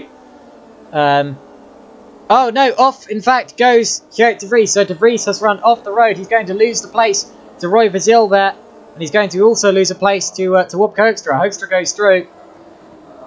Down into 5th goes Gerrit de Vries. Ran off the road and lost the place. Let's have a look at that from on board his car. De Vries there just bounces wide mid-corner. Not enough grip. Goes wide, loses places. Loses 1, loses 2. He's going to lose a 3rd there as Hoekstra goes through. There we go. And in fact, he's now been passed by Peter Jones for 5th. Oh, contact! Contact between Hoekstra and Stefano. And Stefano has been passed by Brazil. So there's been a big sort out as collision. Collision behind. We've got, big collision. 4 cars involved. Klont is involved. Dan Hurt is involved. Keersmakers is involved. There's Rink Hoekstra. Off in the background goes Keersmakers trying to regain the track. So a big crash has happened down behind. Let's have a look at this sort out though, going down into this sector. It seems that there was a mistake from Stefano. Stefano made a mistake. He went, he had a swap, lost it, collided with 2 other cars. Ended up losing that position. Let's have a look at that from on board Stefano as he goes around and gets collected in the front and the rear. Vasil was lucky to get away with this. He would have been wetting himself. And as would have been Wopke Hoekstra, this is what he saw of it all. Nothing he could have done about that. It's a good job he didn't spin. Now what happened behind? Between Klont and Keersmakers. Whoa, Klont just lost it. Yeah, Klont just lost it under power. And went into the side of Keersmakers' car, pulling him around. And then also involved. Oh, come on. Dan Hurt could have done so much about that. Anyway, Dan Hurt came off the worst because he lost his front wing. But he was definitely not paying attention. Didn't slow down at all. Or anywhere near enough. And didn't take any avoiding action at all. And just ploughed straight through this group. And Keersmakers is out. So in all of that, we've lost one of our top drivers. Lauren Keersmakers is out, as is Niels Vos. Now, how has Vos gone out? Vos went out also on that lap. Oh, collision with Roland Hurt. Hurt and Vos just collided, and that was the end of Vos's race, as Roy Schroten also had an off on the intermediate tyres. Schroten now side by side with Onwin, and goes through into 9th place, as behind him the 2 Hutts swap places, and Dan Hurt will have to pit now with his missing front wing. So it's Lorenzo De Chutis leading the race, followed by Roy Vasil, who has a big swap, and through goes Wopke Hoekstra into 2nd, and also through into 3rd goes Wesley Stefano, but he runs wide, now loses a place to Peter Jones. So an accordion effect just occurred, and a big sort out. Now will Jones go for Vasil into turn 7? He's not close enough. Now let's have a look at all of that again, as we had another big sort out. This was Vasil making a mistake, having a twitch. Round he goes, and through goes Wopke Hoekstra. Here's what Hoekstra saw of it all. Just a mistake from Vasil, and through he went. And then Wesley Stefano was there to pounce, but ran wide there and lost a place to Peter Jones. So that's that for now. And now Jones has passed Vasil, so Jones up into 3rd place. Will Vasil get him back with the slipstream? It's starting to rain! It's starting to rain! This is exactly what Roy Schroten needed! If it continues to rain this badly, this may be the end of the race for everyone else. This may be a clear victory for Roy Schroten, but I'm calling it too soon. Watch Vasil going side by side with Jones here. He doesn't have the inside line. He now has to defend from Stefano. But what drama as it starts to rain. And now look at Stefano going side by side with Vasil down the straight. Stefano and Vasil. With Stefano on the inside. Goes through. Does he leave his braking too late? Yes, he does. Vasil gets the switch back. And goes back through into 4th place around the outside. He'll have the inside line for the next corner. I think he's got this. Has he? Actually, I don't know if he has. As we go up towards the corner. Yes, he does have it. But Stefano is still there. Oh no, he's dropped back. Is he going to lose a place to his teammate here, Sherrod Vries? Not quite. Now let's see that move as Peter Jones passed Roy Vasil. Oh, it was a mistake from Vasil running over the sausage curbs, and in the end losing out to Peter Jones. Here's what Vasil saw of all of that. Bounce, bounce, bounce, and through goes Jones. Nothing that Vasil could have done about that once he made the initial mistake, but. Shouldn't have made the initial mistake in the first place. Jones had an easy job here. Just get past the wobbly cart. And through he goes into 3rd place. So back to real time now. And after all of that, it's a CM Tech 1-2 to Tutis from Wopke, from Hoekstra rather. Then Jones, Vizil, De Vries, Stefano, Rian Hoekstra, who goes off, Roy Schroten, and then side by side and on the grass, Onwin and Bar. That's Roland Hurt. That is Menno Klont, and then we've got Dan Hurt and 2 retirements, Lauren Keersmakers and Niels Vos. Still close for 3rd place. This is Peter Jones versus Roy Vizil. Apparently these two had a cracking battle in the McGann series at Monza last season, which wasn't picked up much by the cameras, but Peter says that was the best battle he'd ever had, and maybe we're about to see round 2 of that. Oh, as wide goes Gerrit de Vries, and Stefano goes back through. In fact, I didn't see them swap places in the first place, so that has just swapped again. But we might be about to see round 2 between the Jones-Vizil rivalry. To be honest, I feel like I'm sort of missing out on that, seeing as I'm supposed to be Peter's biggest rival. But you know, in a single seater, I can't match him. I probably could in these conditions, but in the dry, he'd always thrash me.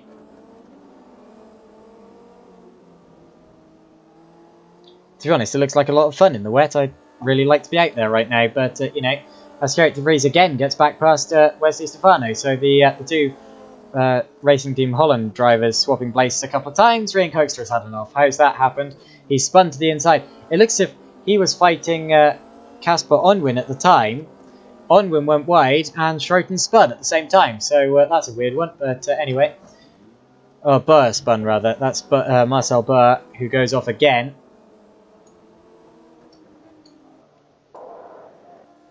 Now back to the front here. Oh, where's Vizil gone?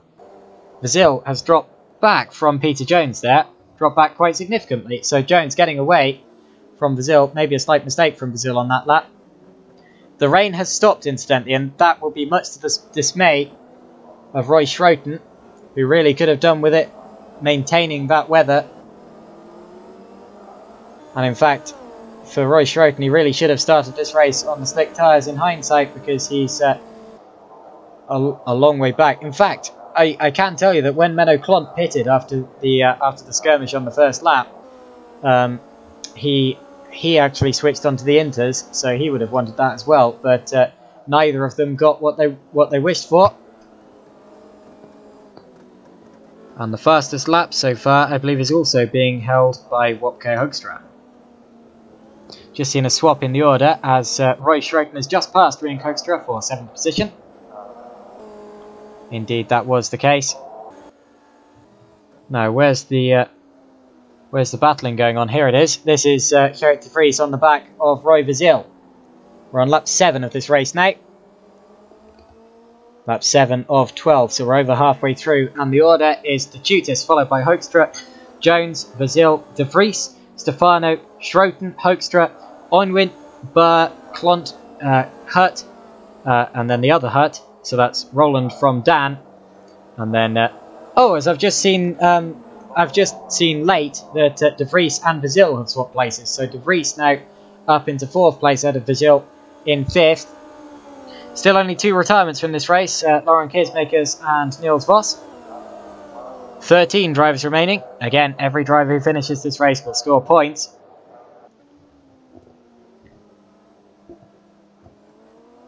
Now, where's Wesley Stefano gone? He's dropped a long way back from these two. In fact, he's now...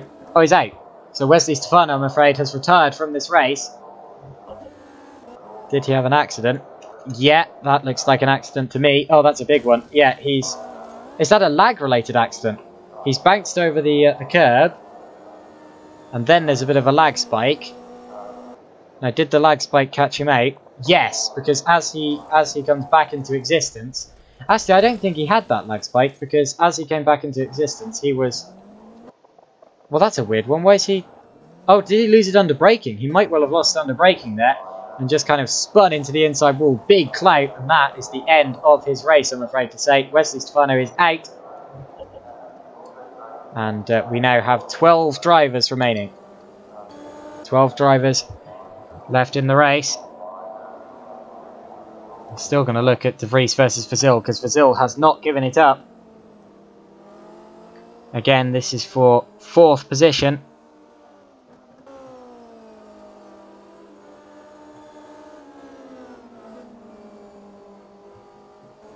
Around the long turn 8.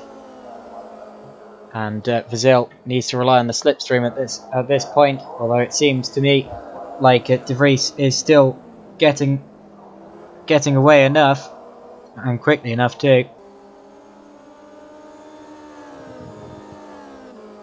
Behind them is Roy Schroten on the intermediate tyre, top intermediate tyre driver in this race. He could do with another quick rain shower, or a longer one. And his tyres will be absolutely overheating in this race. I was speaking to Peter after race 1, and he said the reason I was making so many mistakes towards the end of the race was simply because my tyres were going off so badly. One of them, he said, was on 18%, and in tricky conditions, that's really not what you need. It was just that the tyres started overheating, and that's why many drivers made 2 stops in the last race.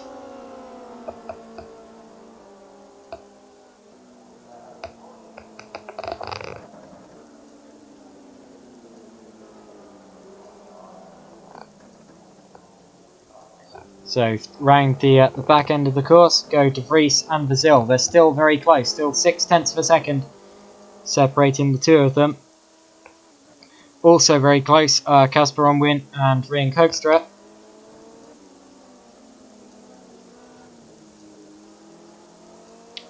In fact, Onwin and Hoekstra are still very close together as the rain starts to fall again. Actually, it's not raining in shot now, but it was. I think it might be raining very slightly. It is. It's raining very slightly. And this could be very good for Roy Schroten and Menno Klont. They just need the rain to start falling heavier. Here it is. Here's the rain. All drivers on slick tyres, beware, because it has really started to chuck it down now. De Vries has already made a mistake. Here comes Vasil. Vasil for 4th position. Goes to the inside. And he's going to get that. Is he? Yes. So already a mistake from Gerrit De Vries has allowed Roy Vasil up into 4th position. De Vries might well come back at him as we go down towards the final sector here. Doesn't have a go, doesn't get close enough. The track will be getting slippier and slippier, and the drivers on slicks will be cursing. Across the line these two go. What's the gap between Vasil and De Vries? I'm going to have to look at the delayed live stream time, and I'll tell you when it gives it to me.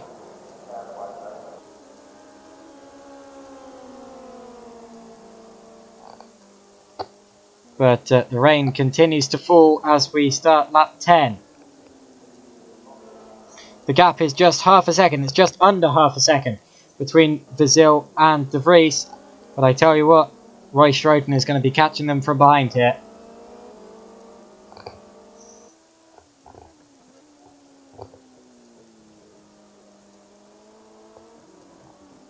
So as we go over the or up the hill, De Vries continues to hunt Roy Vasil, but if it starts raining really badly, then that might not even matter. They're going to both have to make a pit stop if it does. I can't tell if it's raining now, is it?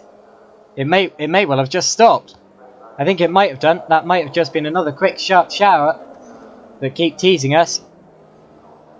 And this must be agony for Roy Schroten.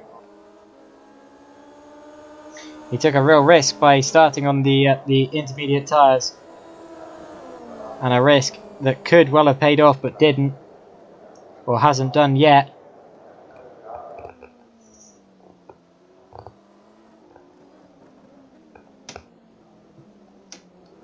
Now through the final sector of the course go De Vries and Vasil. Still 4th and 5th in the opposite order to the order that I read them out. It's Vasil from De Vries. And as they cross the line, what is the gap on this particular lap? I'm going to tell you when the timesheet changes. I believe we've had a change of position for 11th place. The two huts have swapped. Indeed, that's Rian Hoekstra has had an accident. So Hoekstra missing his front wing. So it's not that the two huts have swapped, it's that Rhea and Cokester has had a collision. Now how has... Oh, and yeah, in fact there was an incident involving the huts as well. So here goes Hoekstra. This is in 8th place. Just loses it mid-corner. Turn 7 appears to be a bad one. He's nosed it into the wall. Now here comes Dan Hutt, or Roland Hutt rather. He's about to do a very similar thing. In fact, that's almost identical. Goes into the wall. Oh, just a few metres up the road. Now did he lose his front wing as well? No, he didn't. So he got away with it. But Dan Hutt got through into 11th. Although that's now 10th as Rhea Cokester is going to have to pit again.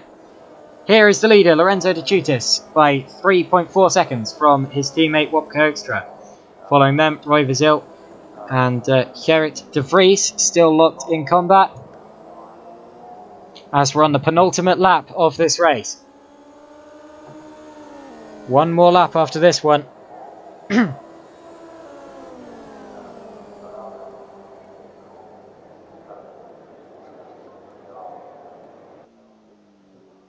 Down the straight they go. De Vries still behind Roy Vizil. Still that ghost advertising board on the track there. And Hoekstra is really charging for the lead of the race. The gap is now 2.3 seconds. He's been pulling it down by a second a lap. I hope there's going to be no team orders involved. We're on the final lap of the race here. And let's watch Gerrit de Vries going for 4th place. He took a look, but had to back out of it in the end. And Roy Vizil keeps 4th place for now. Looking up the order, here are the 2 CM Tech cars leading us around. I don't think there'll be any team orders involved, but there may be. We've had a change for 7th as well, if I look. That's Menno Klont. He's ahead now of Marcel Burr. So the Inters appear to still be working well enough. Here are the 2 CM Tech cars again. It's De Chutis from Hoekstra. Will Hoekstra be able to get a double victory here? Or will De Chutis hang on?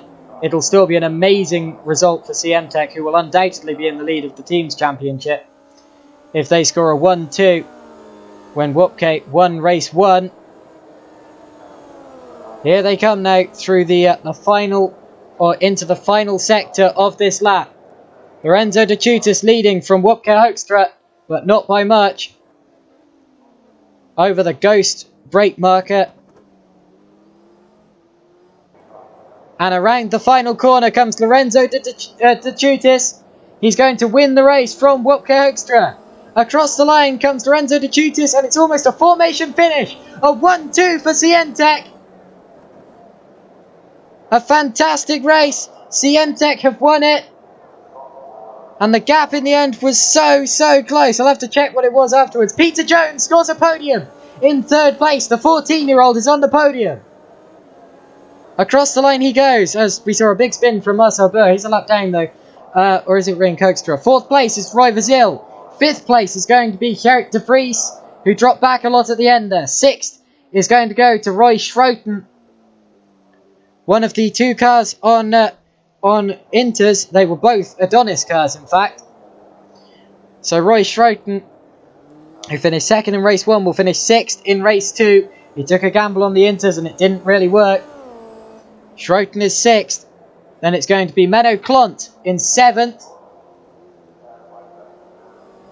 Menno Klont crosses the line in 7th place. He is also on the intermediate compound of tyre. 8th place is going to be Marcel Burr. That's going to be surely his best result. He's very new to sim racing. I remember his first sim race. And to be honest, he's come a long way to finish 8th here. He's another driver definitely on the up. 9th place has gone to Casper Unwin. Then it's Dan Hutt 10th. 11th will be Roland Hutt. 12th already has been Rhea Cokester, who crashed across the line. We saw that. But here comes Roland Hutt. Now what we didn't see was that Wesley... Oh, we did see that Wesley had retired, yeah. Roland Hutt finishing 11th, and those are the 12 cars, including Rhea Cokester a lap down. The 12 cars that finished the race, the 3 that didn't were Wesley Stefano, Lauren Keersmakers and Niels Vos. And that is the race. That's the lot. We will now prepare for some TeamSpeak interviews with the drivers. But what a race that was! What a group of races that was in the end. I hope you enjoyed them both just as much as I did, and I hope you will join us for the rest of this season. We will be going for 13 rounds. 13 rounds of fantastic WCS League racing.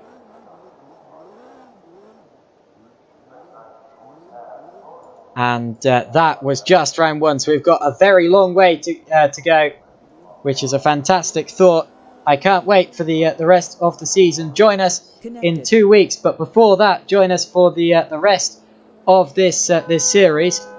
Channel switched. As we just prepare now for some TeamSpeak interviews with the drivers who we just witnessed racing, and we're just about to hear the voices of. Let me just get my Discord to the right levels, and then we can invite in no particular order. Sorry about that. Our first interviewee, and this is Marcel Burr. Marcel, hello. Hello. So Marcel, you're very new to sim racing. Actually, I remember your first race. It wasn't that long ago, and already you're finishing in the top 10. You scored a very good P8 in race 2 today, regardless of your race 1 result, and I can imagine you're very happy with that. Well, yeah, quite happy. Yes, even though like the 13th, 14th, and 15th place were all left, still it's top 10, so I'm happy. So talk us through each race individually. Race 1 was really quite messy from pretty much everyone's point of view, and you were involved in quite a bit of the action. So start there. Race 1. Well, I didn't have a very good start, and the person behind me hit me, and that kind of fucked my car. Apologies for language. I had to pit. Sorry. I had to pit early, and my tires at the end, were completely gone. Yeah, tires were definitely an issue. I didn't really have much a chance the first. Race 1 I didn't really have a chance because of the incident in the 5 seconds after the lap started. Race 2 was a lot better. Yes, you finished P8 in the end, as I previously said. It seemed you seem to definitely suit the car, the conditions, and the track more in race 2. Were you just kind of getting into your stride by that point, or did you make a setup change or something like that?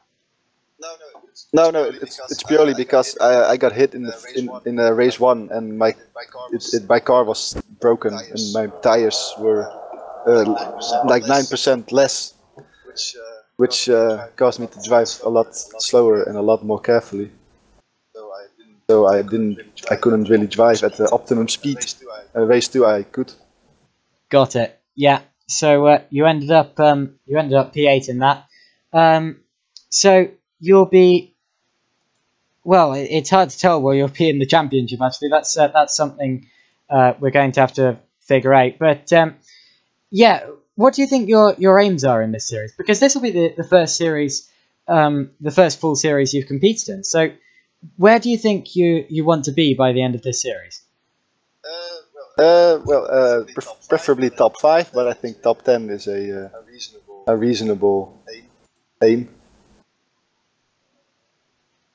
Okay, well, thanks for that, and yeah, we will see you next time. I like your accent, by the way. You like the action?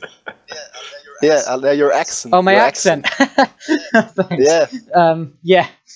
Quite a few people say that, actually. It's quite flattering. Yeah. All right. Okay, well, let's see you later. Good luck with the other interviews. Bye. User left your channel. Okay, so second, we are going to bring in Menno Klont, who led the race for a little bit in race 1. Ended up losing out in race 2 due to an incident at the start. But yeah, hi Menno. Hey. So, Menno, let's again go through both races in order. Race 1 for you was one of definite, very obvious ups and downs. You were always kind of there, but there was so much going on that you couldn't quite bring home. I don't think you finished on the podium. Oh, you did finish on the podium, so you got third. Yeah, talk us through how that looked from your point of view. Well, actually, it was a pretty good race, and I heard myself double. Wait. Well, You might have the stream on. Yeah. Yeah. No, I actually don't have the stream on, I believe. But anyway, it went pretty okay. I had a pretty bad start because Danny in front of me had some problems, and he semi-stalled, so I need to go around him. So I was in P3 at the start. I had a pretty good race, nothing special, just decent. Yeah, and I didn't make too many mistakes, and I finished P3, so that was pretty good. Fantastic. A podium in the first race of the series has to feel good. Race 2, however, didn't go quite your way. You finished P7 in the end. Had an accident at the start, then switched to intermediate tyres. Do you feel that was the right call for the circumstance? Well, it was just more or less of a gamble, and yeah, sometimes they pay off, sometimes not. And yeah, I've still finished P7, good points, but not what I wanted, of course. I crashed with Laurent in the last corner of the second lap. I lost my the control over my car, and yeah, it was a really slight spin, but I tapped Lawrence, and he just went yeah, a bit round, and he got collected, and I didn't got collected. So yeah, that was yeah, very lucky, but yeah, Lawrence was a DNF, and that's unfortunate. But yeah, I got P7, pretty happy, but yeah, wanted to have more, and pretty pissed that that gap between me and Bobke is already pretty big. So yeah, but overall, two good finishes. I shouldn't complain too much. Again, apologies for the language. I understand that adrenaline is running high after that race there, but anyway, yeah, thanks for that, Menno, and we will see you next time 8. Yes. Looking forward. Right, next up, we're User going to was bring moved in to your the channel. series organizer and a very quick racer User left your himself, channel. who is Roy Vasil. Hello, Roy. Hi, good evening. Yeah, hello, Roy. How was the broadcast? Well, pretty hectic, I must say. My voice feels a bit weird, but yeah, both races had a lot of action involved, and you were in the mix of it. I tell you what, race 2 or race 1 rather came right down to the wire with Danny van der Neer. Talk us through that. First of all, it was very hectic and difficult to make the right decisions, especially in race 1. In race 1, the track started drying on the half of the race, and you never know for how long it is going to last. And yeah, after my first pit stop, I decided to do a second pit stop for dry tires, and hopefully the other guys will destroy their tires. But fortunately that didn't happen. I almost got the fastest lap, but Lorenzo took it. Yeah, he took it. Second race was exciting as well. Got a great battle with Wesley, Garrett, and with Peter. And unfortunately, I had no battle with Wopke because I made a little mistake, but that was great. Fantastic. And Roy, you run this league, so it was partly or maybe all your decision to run this Indy Light chassis for this year. Do you like the car? Actually, it was Garrett's idea to pick this car and race it, and we beta tested, and it felt very good. He made some edits on the mod, and yeah, now it's a great car, and yeah, nice to handle, and really fun to drive. And I think we can have a lot of great races with it. Fantastic. I'm certainly looking forward to the rest of the season. Yeah, me as well. The next Grand Prix is Red Bull Ring, so yeah, really looking forward to that track. Yeah, it's a very good one, and of course the majority of this league is Dutch as well, so they will be right at home there. You're one of those drivers making your home race next time, mate. Sort of. I mean, the Red Bull Ring is an Austria track. Well, it's as close as you can get to the Netherlands without actually going into, Zandvoort. I don't believe we're going to Zandvoort this year or this season. Anyway, so no, there's no Zandvoort on the calendar. Yeah, so that's what I meant. It's effectively your home race. So yeah, that's that for you for today, and we'll see you next time out. Yeah. See you next time, and thank you for the broadcast. No problem. See you then. User was moved to your Wopke channel. Hoekstra. Hello, Wopke. Hello. User Well, left I think your it's channel. very obvious that you are now leading the Drivers' Championship after the first round. How did you expect that? How was your expectation of this race compared to the reality? Well, I was hoping to have a good round. Of course, the first round always important, and I did quite a few laps. But yeah, to be leading the championship is really good, and I think my drive pace wasn't good enough, but the rain really helped. Yeah, the rain really seemed to suit you. We know you're a driver with a lot of car control. You've won the last two championships you've done in full here at the WCSLeague GP series. You missed the last series though due to was that not really getting on with the car? Well, I did a few rounds and I won, I think, 2 races, so I don't think it was a matter of getting along with the car, but yeah, I didn't quite enjoy driving the car, and to me, I think that's more important than winning. Of course. Is that you enjoy driving the car, so... But and this one is a lot better, so... Yeah, so you're back for Season 4, and I can imagine you have your sights set firmly on the title. Am I right in saying that? Yeah, definitely. And with Lorenzo by my side now, I hope we can have a shot at the team's title as well, with him doing a great job in race 2 as well. And I knew he was really quick, so that was great to see a 1-2 in race 2. Yeah, it was a great result for both of you there to get a 1-2, and you also run the CM Tech team, so I'm sure that you're absolutely thrilled with that. But you just seem to be so much faster than everyone else in race 1, catching and passing Roy Schroten. You were taking a second and a half out of him every single lap, and in race 2 as well, fighting through the field like that. You're obviously the quickest driver on the grid today, and how did you do it? I think it's difficult to say. I think I've got some feeling about what I can do with the car in when you have like a slightly wet track.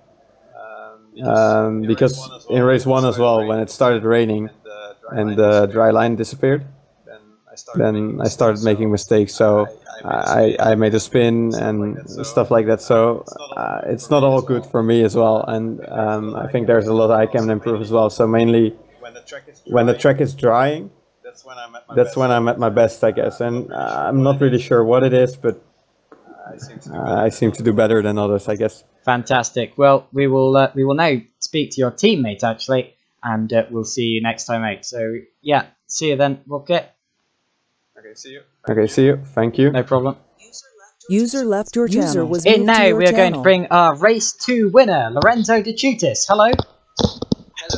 Hello. So, Lorenzo, you won race 2, but let's start with race 1. You came from the pretty much the back, having done not really that much in the way of official practice before the session, but you really fought through and ended up in 7th. It was an up and down race. Talk us through how it looked from your point of view. Race 1 was a really hard race because it was raining.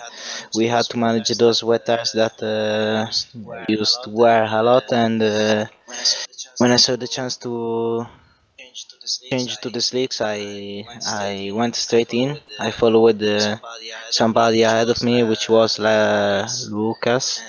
And then, I was recovering. I made the fastest lap, and when I caught up to somebody, I made a mistake and keep on doing mistakes till the end. So I finished up.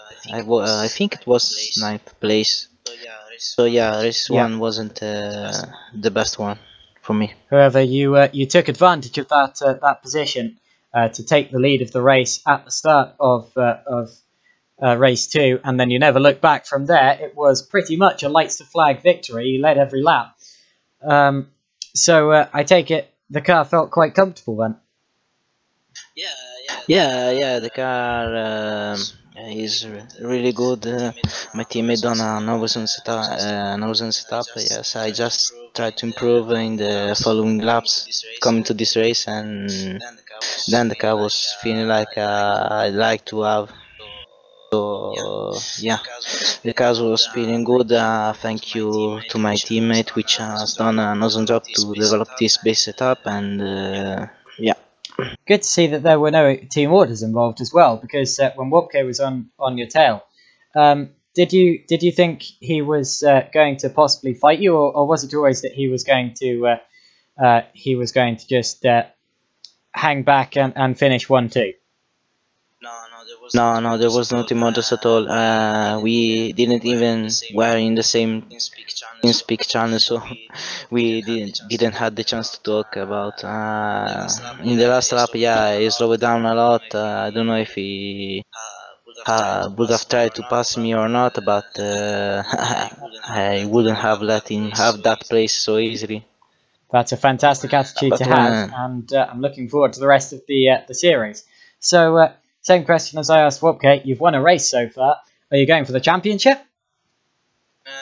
I think it's too early to say that. I'm happy that I bring a good amount of points in the second race for the team. Also, thanks to my teammate to let me race this seasons. So yeah, every point that comes, I'm happily will give to the team. And for the moment, I'm not looking to win the championship. I just need to score more points, doing as many laps as I can, and then we see half of the season or forward. Fantastic. Well, yeah, great race then. Good win, and we will see you next time out. Thank you, Joshua. And finally, we're going to bring in the driver who scored his first single-seater podium here, I believe, who is actually Peter Jones. Hello. Now, user left your I speak to you a lot, Peter, in daily life, but never usually in a situation like this. And I'm not normally putting on my my commentator voice like this either, so this is going to be a bit bizarre. First time I've ever had to do this. But anyway, race 1, very up and down race for you. You started quite high up the order and actually took the lead when Wobke made a mistake. So did you think at that point there was a chance you could maybe have conserved that and possibly even won the race? Not really. I mean, that's when I took the lead, I didn't really expect to keep it because obviously there are some really quick drivers in the field, drivers like Wobke and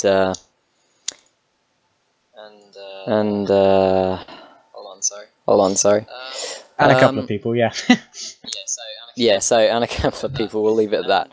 And so I never really expected to hold it, but I might have thought I could hold on for a podium. But in the end I spun and that didn't happen. But I'm glad that in race 2 I was able to get my podium. So yeah, you mentioned race 2 there. Is that your first podium in anything without a roof? Yes, it is. So you're a very young driver. You've started off at a young age, even for sim racing, and you've already got your first podium. Firstly, what do you think your plan is for this series as a whole? Where do you see yourself at the end of this championship? And secondly, what are your plans for the future as a whole? Of course, I know them, but I'm sure the audience wants to hear.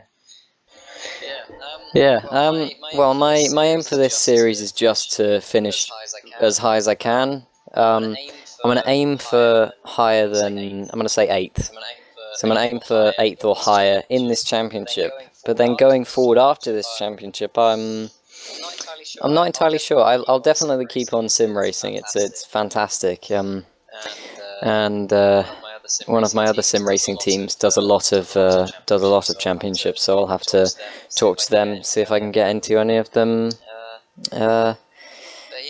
But yeah, maybe I might come back for next season of WCS GP. You said something interesting earlier about how the car handles. Can you sort of describe how it feels to drive? You know, is it a car you like driving, and where do you go with the setup? The car itself is actually really nice to drive. If you get the setup right, it's really balanced. It's got tons of grip, aerodynamic and mechanical. But the way you want to go with the setup is kind of like maximizing the corners, because the car doesn't have that much, well, nowhere near as much as a Formula 1 car. It doesn't have that much grip, so try and maximize the corners without sacrificing any straight line speed is my tip, I'd say. Yeah, that definitely seems to be the way to go. So yeah, that's the end of this broadcast here. We'll see you in the next round, Peter. Well, actually, I'll see you probably in about 2 minutes, but yeah, okay. Yeah. Right. Anyway, that's the end of this broadcast. Join us in 2 rounds for the Red Bull Ring in Austria, which will effectively be the home race of the Dutch drivers in this series, which are quite a few of them. Yeah, the Red Bull Ring, great track for a lot of people. Lots of drivers love it. Great elevation changes, beautiful scenery. A difficult middle sector as well, very fast, and I'm sure that you're looking forward to it as much as I am. So yeah, we'll see you next time out at the Red Bull Ring, 2 weeks, starting at roughly 7:30 again, just like today. And for today, goodbye.